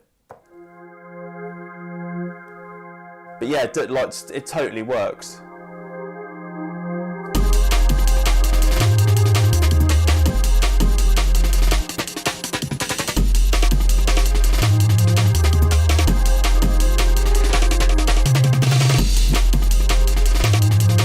So if you tune into my channel like a bit, then that's normally what it sounds like.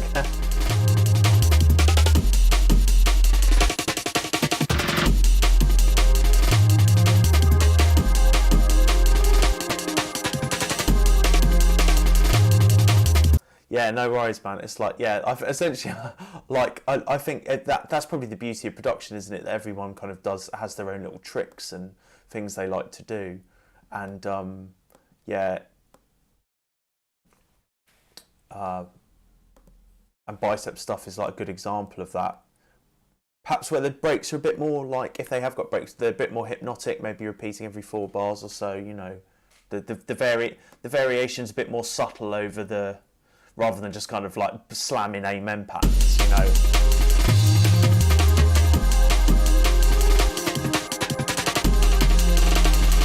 Quite like doing this at the moment. I'm into like this idea of like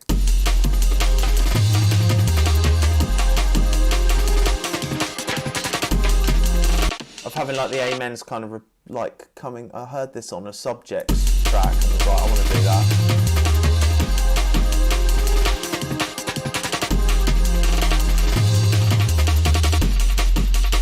Like really low in the mix.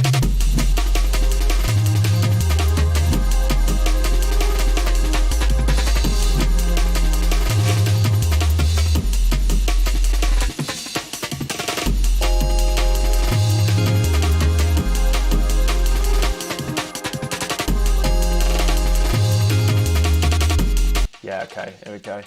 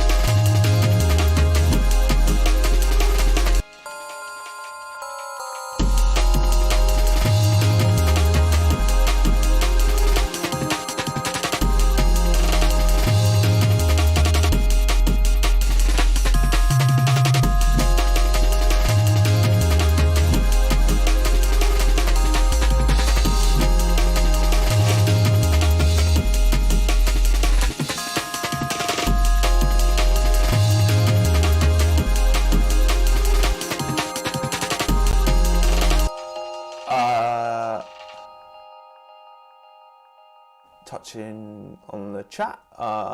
Yeah, unique process for everyone. That's the kind of beauty of it, man. And just try everything you can, really. If that's the sound you're after, stick with it. Keep lots of trial and error. Yeah, the send sound. That's kind of like, I like that effect.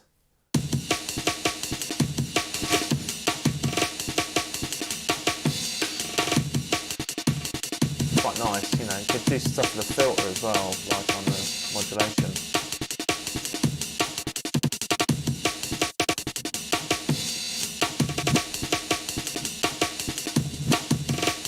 Or sick, stuff like that sounds sick in the mix.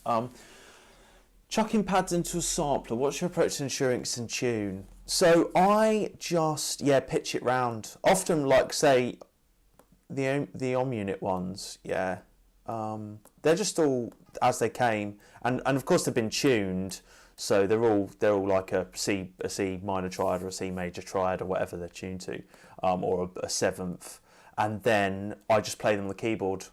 So that's how I change the pitch. So we're in F minor, and those bits I just played Fs.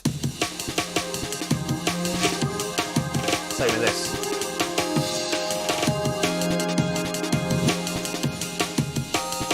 Well, it's something I've done like quite a few jams like this recently, but I'm just going to carry on doing the same.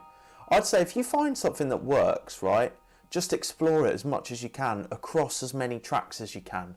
Like have multiple ideas about the same thing. That's when you really kind of explore it all. Like rather than trying to do it in one track, write 30 tracks where you kind of got the same vibe, the same sound, the same feeling.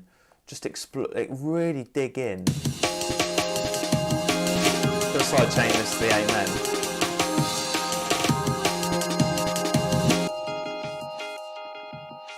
See if we can get some business happening on here. I've done this quite a lot recently, but I don't care.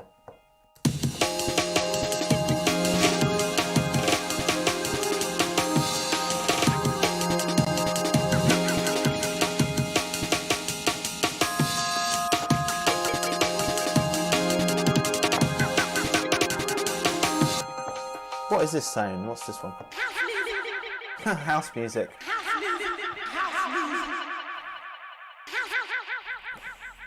Come on, yo.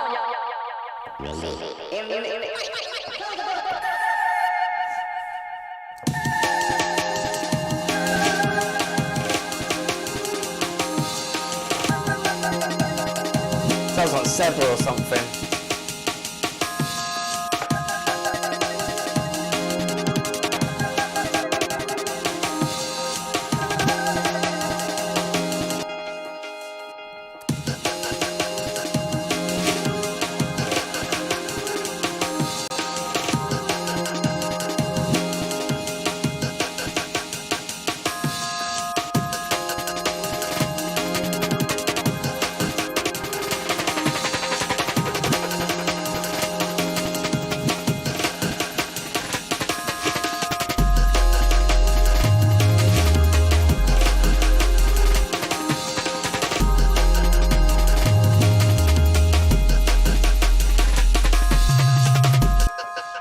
Right, another one.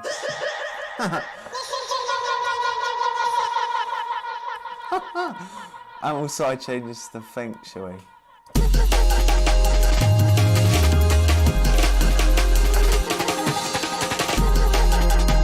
Nah, want more of a diva than that.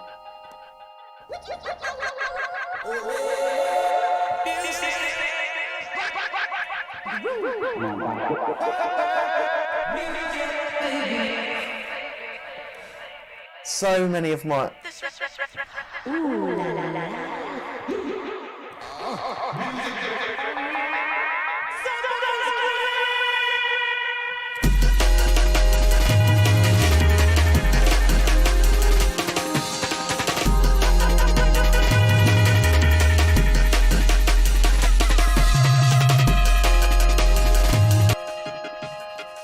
Keep going.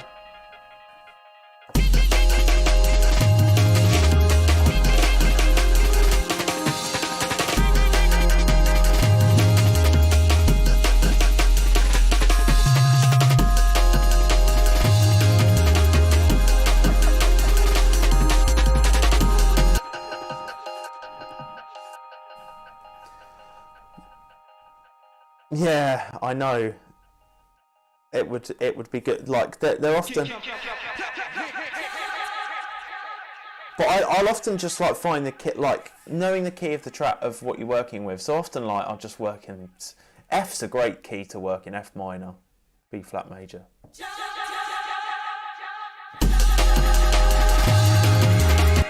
I want a blooming like that, like that kind of thing.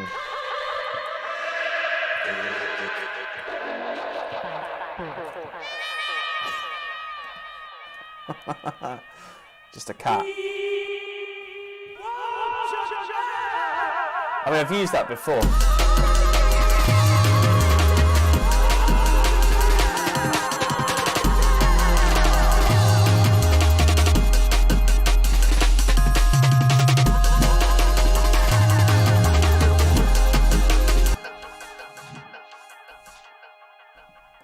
Yeah, but I would say, like, if you know the key, you can find the key of the root note for the pad you're using, and that's why I don't use too many choppy like pads that have been resampled, because they're all fixed to a key, aren't they? So like you've just got a static minor triad, and if you move that across the keyboard, it's not going to be in tune with a key necessarily. Certainly not for this type of vibe. This like kind of liquidy thing, liquidy jungle ambient stuff.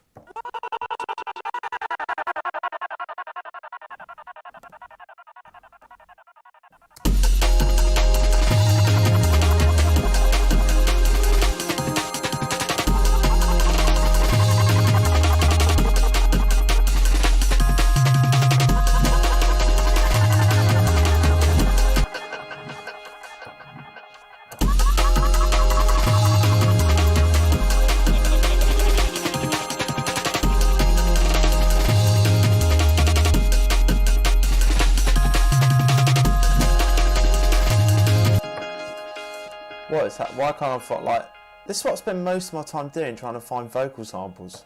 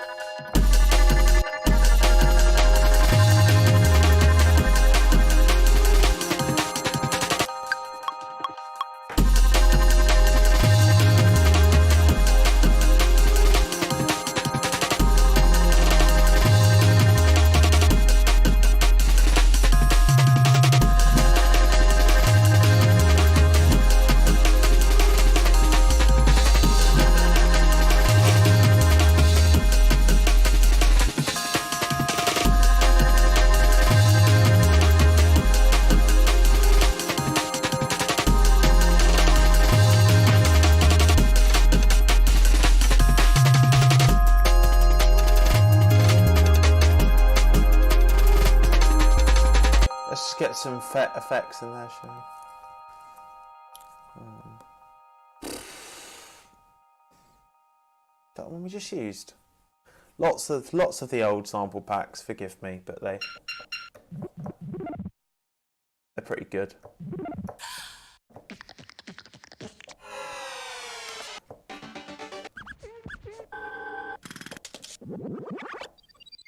They make me laugh though. Jungle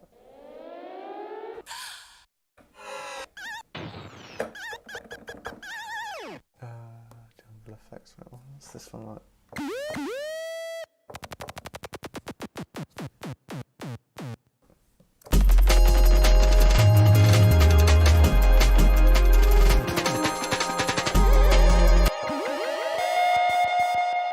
These are like sirens.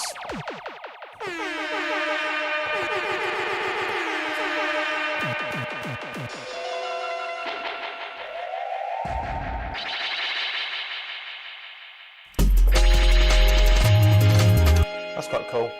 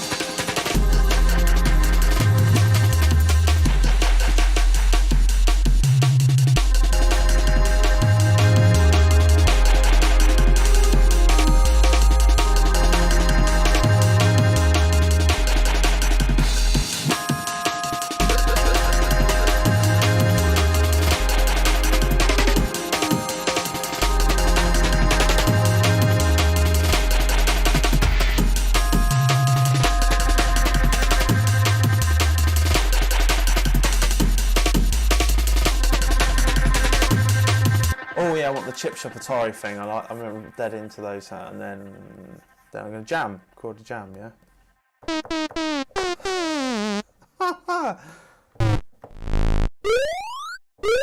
I love shit like this, innit?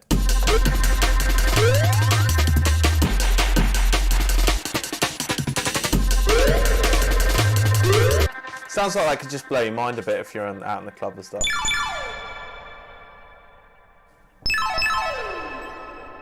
So that's quite an interesting one, because that's obviously a chord, and I wonder what key that's in.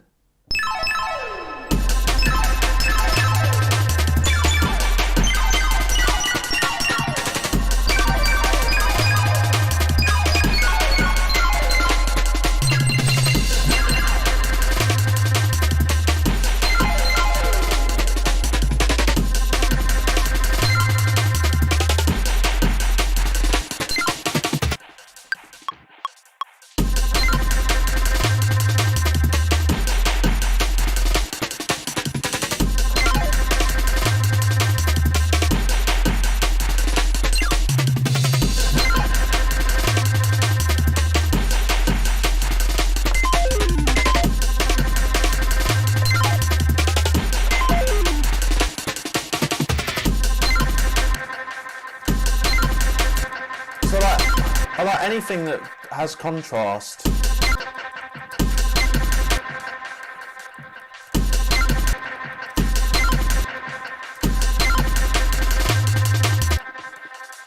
Those blips, yeah, exactly. Like, because that's such a contrast. Like if you I look at the pad and spectrum, try to puzzle together what chord it might be. Yeah, so just to go back to yours, Baldwin, like a bit of theory there can go a long way. One book I talked about on stream with Ned actually was this one, and that's a really great theory book, and there's some great stuff on triads there and stuff like that, because you know, if you have a C minor triad, it's going to work in, and you have a fixed chord that's been played on like a pad and sampled, you know, so like a minor triad. You can transpose that, or you can play it on a different key like an F, and it's going to work in the key of C minor, because F minor is a chord that's also in the key of C minor. But there are other areas of there are many more areas of the scale of C minor, the key of C minor, where that chord transposed just exactly as it is will not work in that key. It might sound good in a certain way, but really you get that kind of fixed sound where it's like, you know, like this.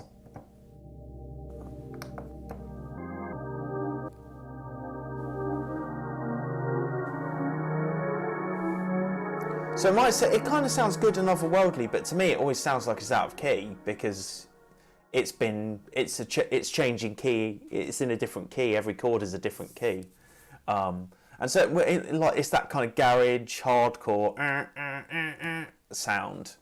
But they won't. In any minor key, then you have 3 places where you can play that chord and it will sound in key, roughly, depending on what the interval is that's been sampled. I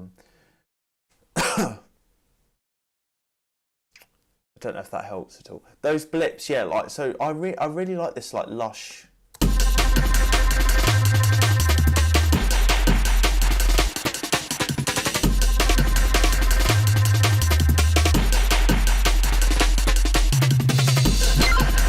But like those sounds can just be a real like contrast texturally, and I'm always looking for things that are like that, really.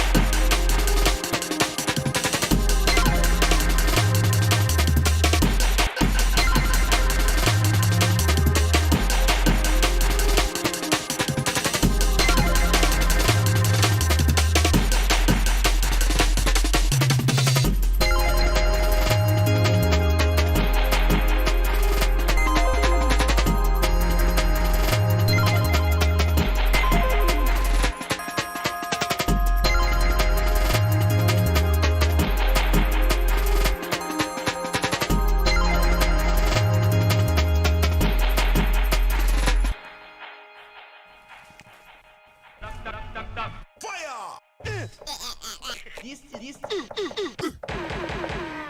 A robot spray down. A robot up. Turn. All right. The comics, these are quite funny, these ambient, these things. It's quite fun to just like randomly pitch samples up as high as they'll go or down.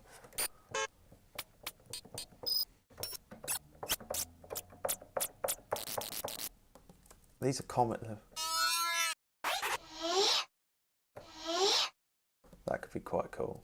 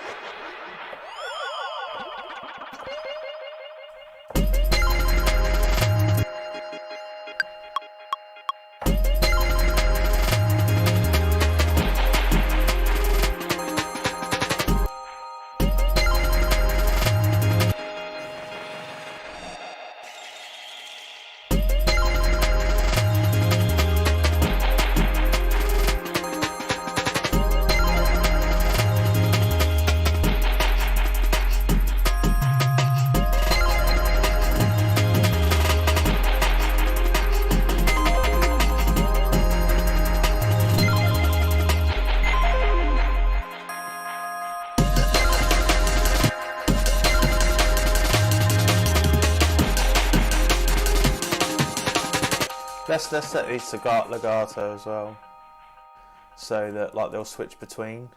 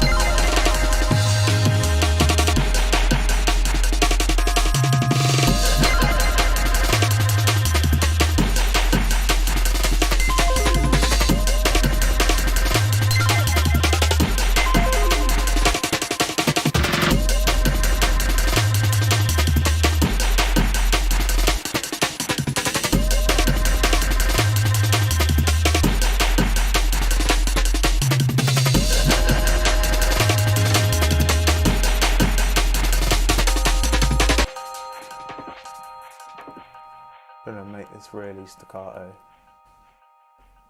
really shorten it.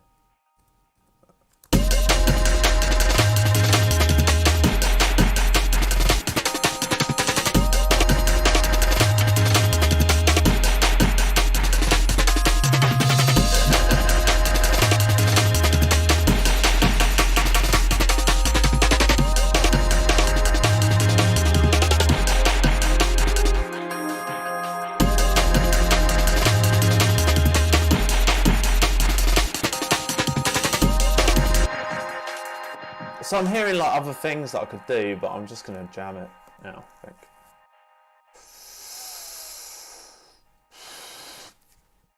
Yes. Yeah, sorry, dig it like, let me...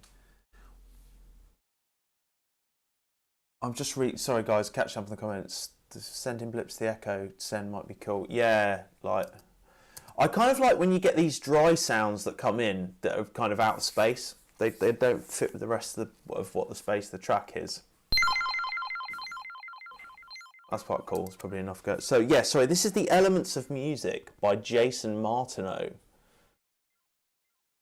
and you can get it on Amazon. Woodenbooks.com. Jason Martineau, Elements of Music, and it's a great little thing to thumb through and get your head around some theory. Really nicely laid out, really well written. Just great to dip into. Great kind of Saturday afternoon reading when you're having a coffee or whatever. Yeah.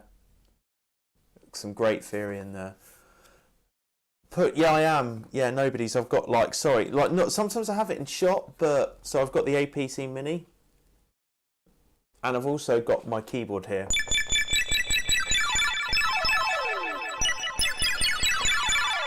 It's quite 8-bit, isn't it? Yeah, and that's kind of just what I've run everything on. And it's good for like just doing like bass things.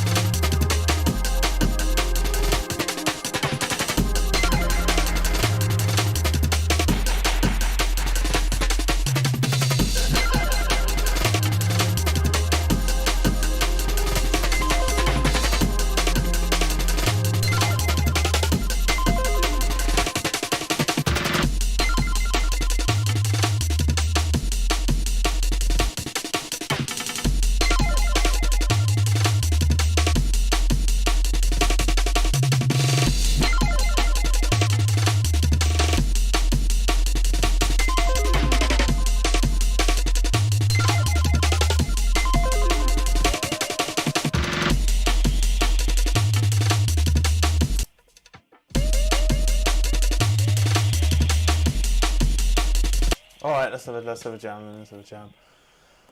So yeah, I'm going to use the controller to control it. It's really good, really cheap. Ned Ross turned me onto it, and it's just amazing. Love it. So I think like with a track like this, you probably would want. So nobody's. I do add in hi-hats and program drums sometimes, like hi-hat patterns particularly, you know, or maybe cymbals.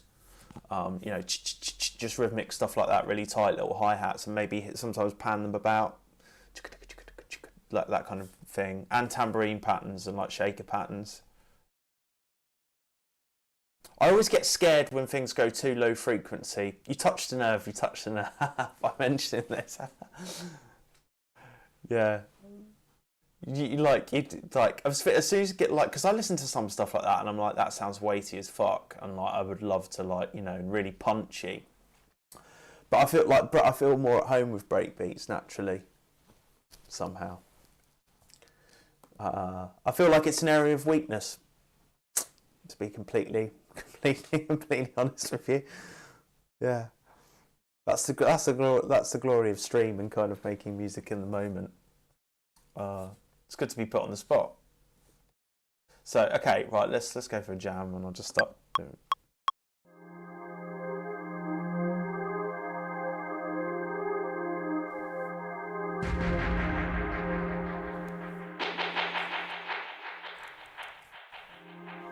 That's quite hot. I don't.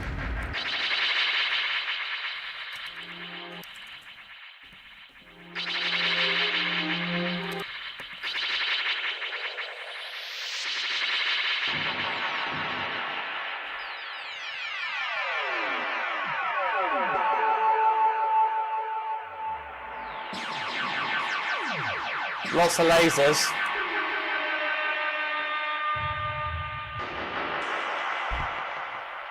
Fuck it, we'll get rid of this one.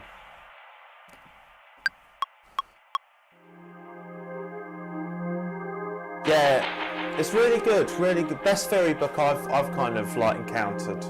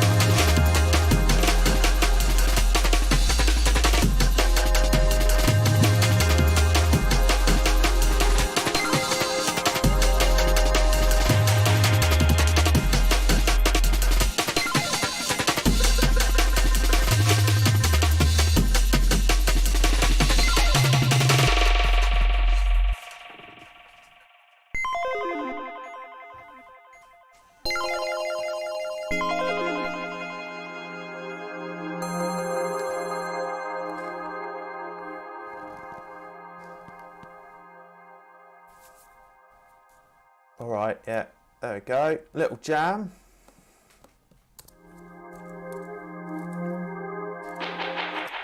So there are bits where it comes in quite abruptly, and I think that's fine because like these are all things that I would sort out if I wanted to take this tune forward and stuff.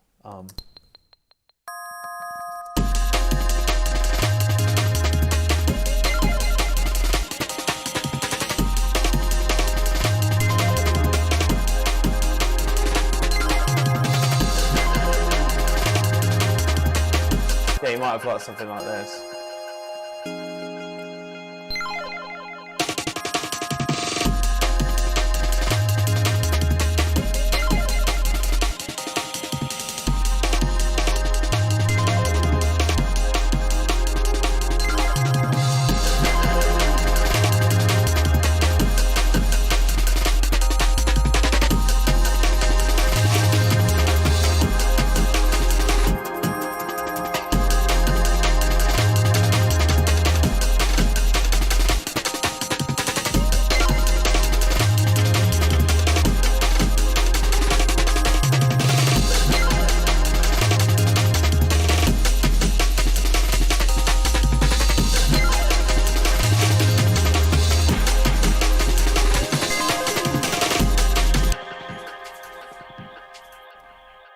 Cheers, Blake Town.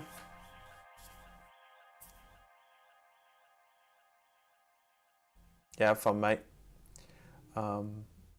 Yeah, thanks. It's good, pretty. It's nice with that. F minor is a great key to work in.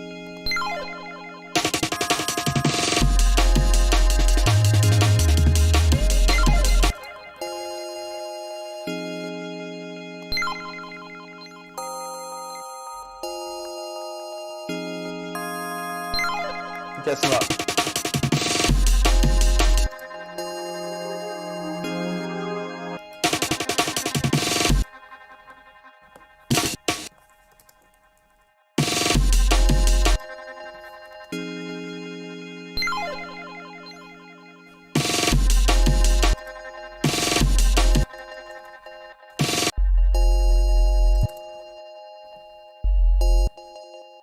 What did I do there? Oh, sometimes I delete the sampler.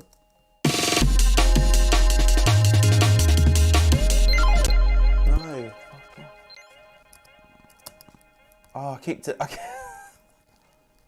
clicking on the wrong thing. That is what I want. Let's look at these bad boys, so they're nice and.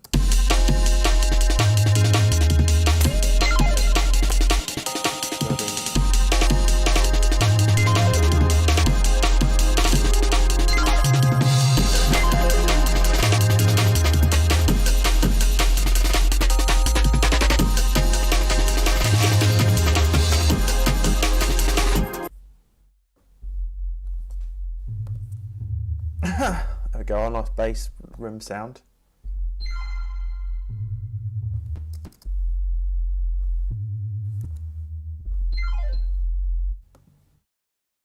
That could be a really good thing to like put. I normally wouldn't mix stuff like this. I just want to hear what it sounds like.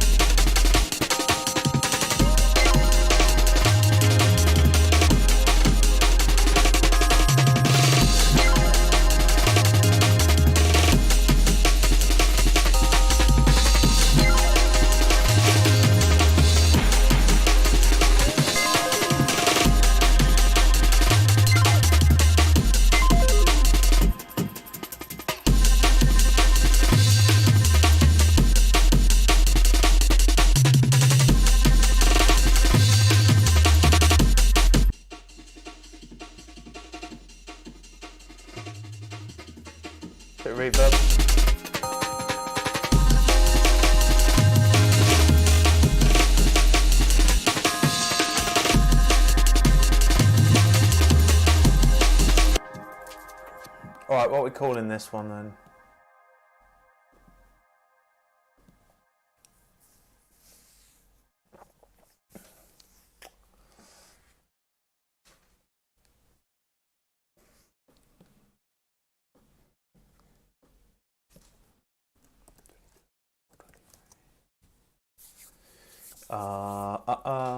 What shall we call this?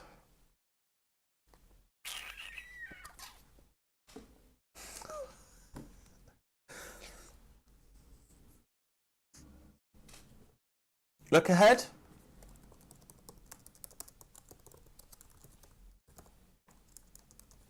Thanks, Baldwin.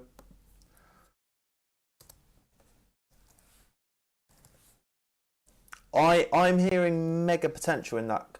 In fact, I wonder, hearing that chord. I think my mates used that on a tune recently as well. That sparkly om unit chord. He might watch this back. I'm hearing potential in that. Dee dee. That sounds like it's just a fifth.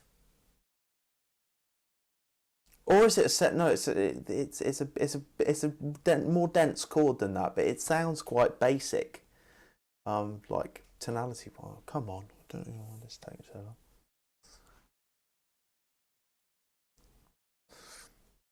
I'm gonna stick those amens on Patreon because they sound quite decent. I think that little group, nice little sound, nice processing, some nice little pattern tricks and stuff.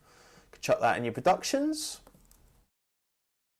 I think quite a lot of people who are on this morning are patrons, so that's really great. Cool. So I've saved that. I'm going to export it now.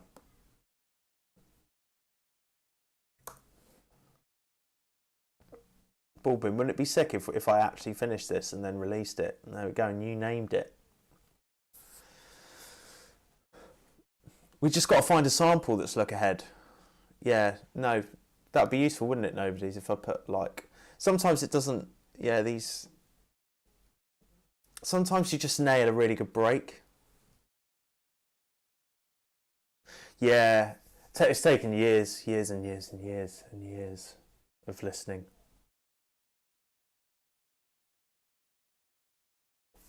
Long time. So fifths, nice little trick for you here. If you go around the house and you've got your washing machine... Yeah, that would be sick, wouldn't it? Yeah. We could say collab, couldn't we? Bald and humansynthetics. BB. Like a trick. Fifths and octaves you'll hear everywhere in everyday life. So if you use Microsoft Teams for work, use that, Baldwin, or Skype I think does the same thing. But the ringtone, dun dun dun dun dun, that's a fifth, and you'll hear do do do. You'll hear things like when washing machines are finished or when washing machines are starting, da da da da. Da da da, like a fifth and an octave. Like, so listen out for all those like mechanical sounds, like da da will be a fifth.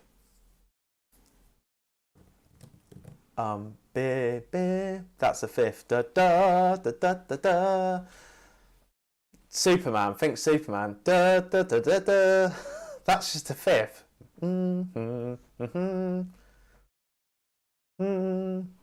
Or Star Wars. Down to third. Octave. So think of the intro to Star Wars. The first notes in the Star Wars theme are a fifth.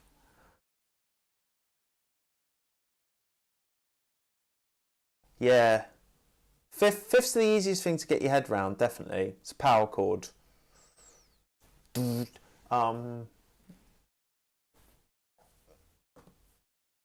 Thirds have a major and minor tonality, so like a bigger third and a smaller third, and sound different because of it.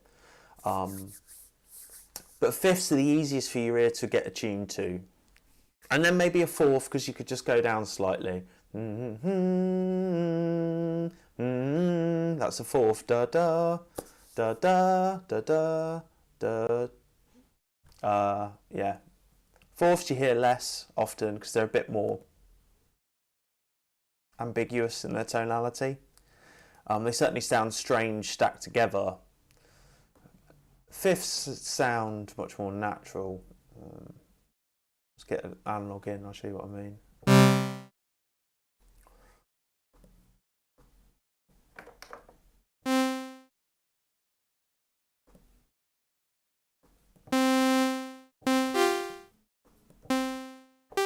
That's the fifth.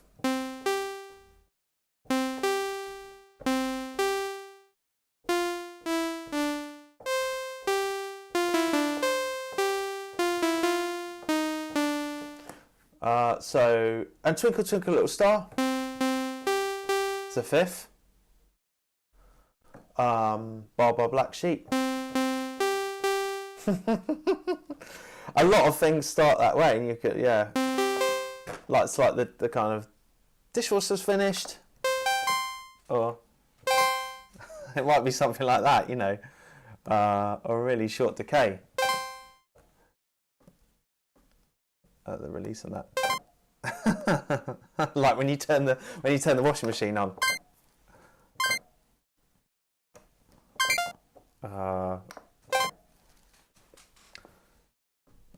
Probably more square tony than that. Maybe mono as well. I don't know if they have any. Yeah, exactly. Washing machine's finished, or maybe if it wasn't, then that you might have a diminished thing.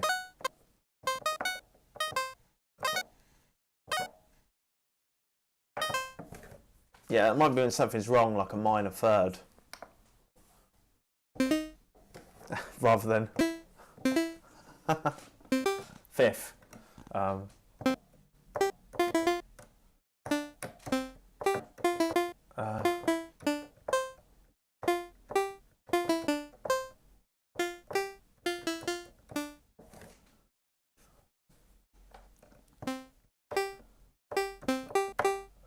So John Williams, a lot of his themes start in fifths. Yeah, so the fourth is a slightly more ambiguous, really.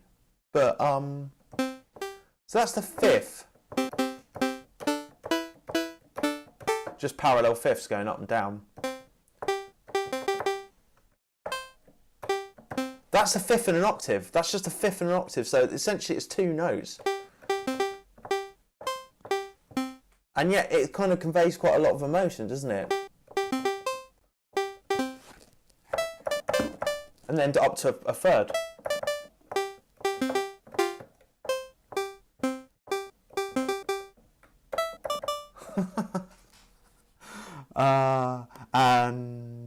So a fourth then is, so that's our fifth. So yeah, a lot of chord changes will be, there'll just be the root, the fifth, and the fourth.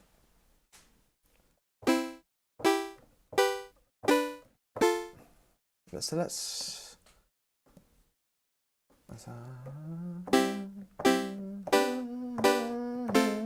so yeah, you could write just a whole bunch of songs with that. That's a fifth. So we're in C major for first, up to the fifth, G, down to F, back up to the fifth. Da, da. You can imagine that on the guitar, can you? Da, da, da, da, da. Yeah, there we go. Bit of theory. You're right though. Like fourths, fifths, and octaves.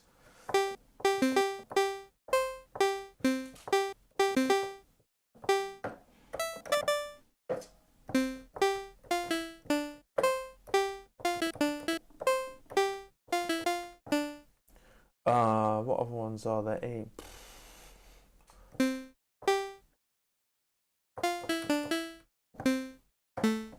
E.T.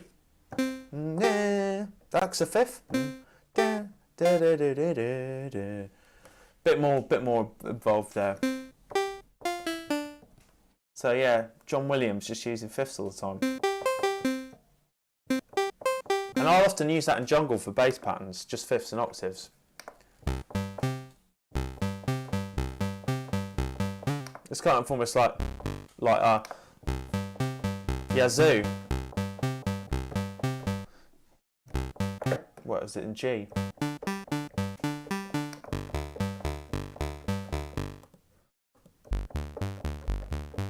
It's quite squelchy.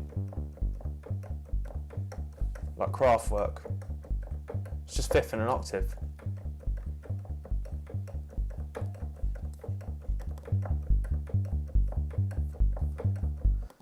So my bass lines will sometimes be written around that. So we've got the root there, and then we have the seventh. So it's kind of it's different. I've lied, but that's the minor third, and then there's the fifth right up there.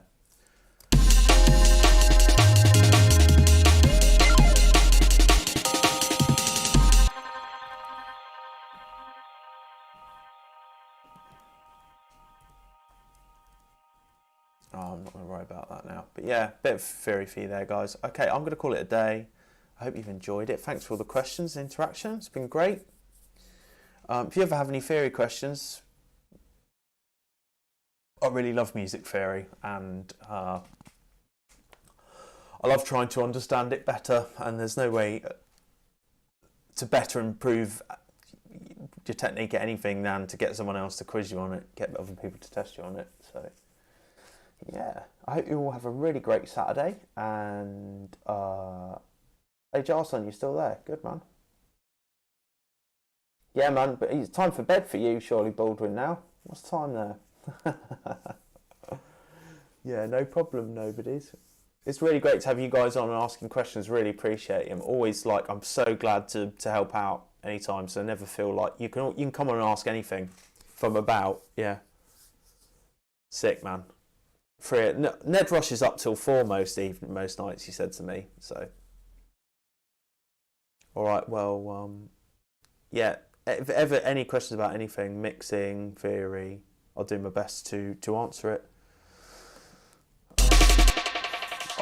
All right, I'm going to finish now. So yeah, cheers. Have a great day, guys. See you later.